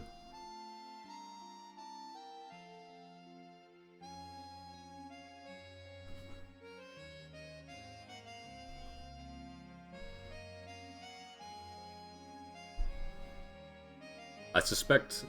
I mean, everyone can die in this game, to be fair. Like, a lot of people can die, but I think some of the generals, where you had the choice of either killing them or recruiting them, I suspect the chance of seeing them might be slim, but it depends. Because I do know the second game lets you carry over your save file from the first game, and I imagine that has a lot of information tied to it. So if it knows certain people are dead in your save file and others aren't, you know what I mean? Who knows? I don't know, but we'll see. There could be a successor, Armor King main.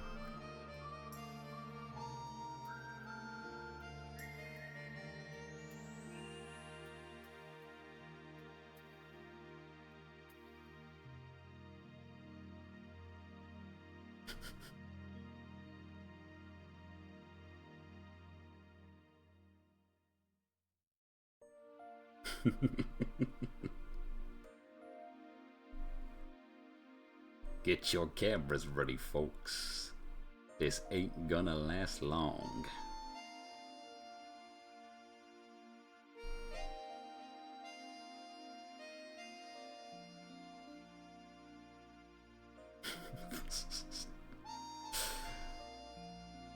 Gonna be some interesting portraits to look forward to. And to all the Genso Suikoden fans around the world. Yes, Konami, thank you for making games again. It is nice to see you move away from Pachinko Market. We get Silent Hill, we get Suikoden, we get Secret Ending. Shh.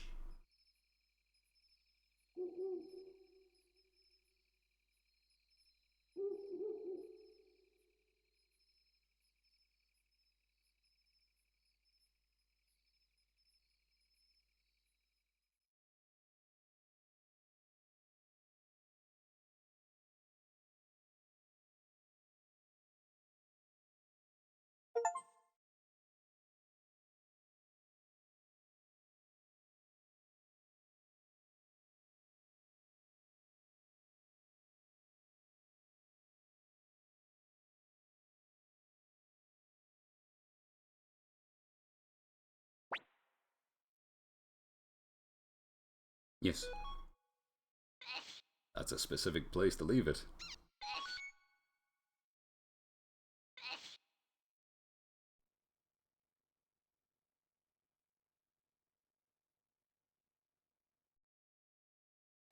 Man, oh man. That is quite curious then. I wonder what I could have done to have gotten that purple guy out of the cave. The final blacksmith. I didn't get to experiment with that. I might mess around with that at some point next time. But I'm also thinking about the window of time between now and Season 2. So I'm not against the idea of starting a playthrough of 2. I'm not against it. My only concern is if I don't... I'm not trying to rush to the end, but if I don't finish it before Season 2 comes out, there's a lot to be doing with time. RPG, learning characters, it's a lot.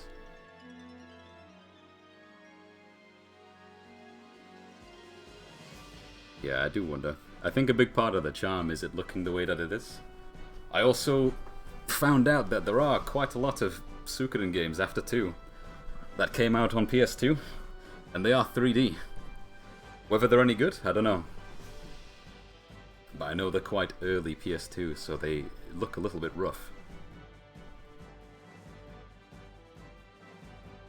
Yeah, I didn't know either. I didn't know they'd made so many of them. I knew about Suikoden 1 and 2 for the longest time. But even my best friend has only played the first 2. He just knows the others existed. And I don't know if his mum had played the others. But I wouldn't be surprised if she has. Because she's played a lot of games. Especially RPGs, but it's possible she might have missed those, who knows. Yeah, I'd say so. I'd say this is probably a lot more solid from what I've played so far than discovering something like the Is series, or the Y series, however you pronounce it. It's like a capital Y with an S after the end. But I tried playing Is at one point, one of the later games, and yeah, I don't know. I don't know if it's for me. It was okay. Just a bit weak in the like writing and story department, but the combat and gameplay was alright. Never played the OG old ones.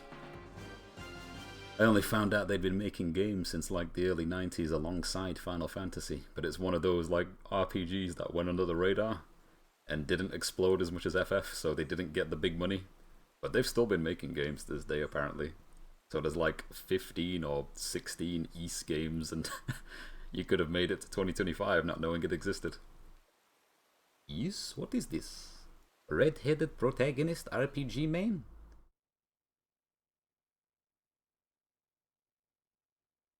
Yeah, but this was quite nice.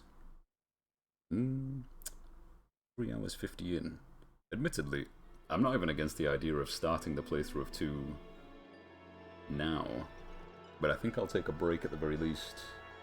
Probably grab some more tea, and then we'll see.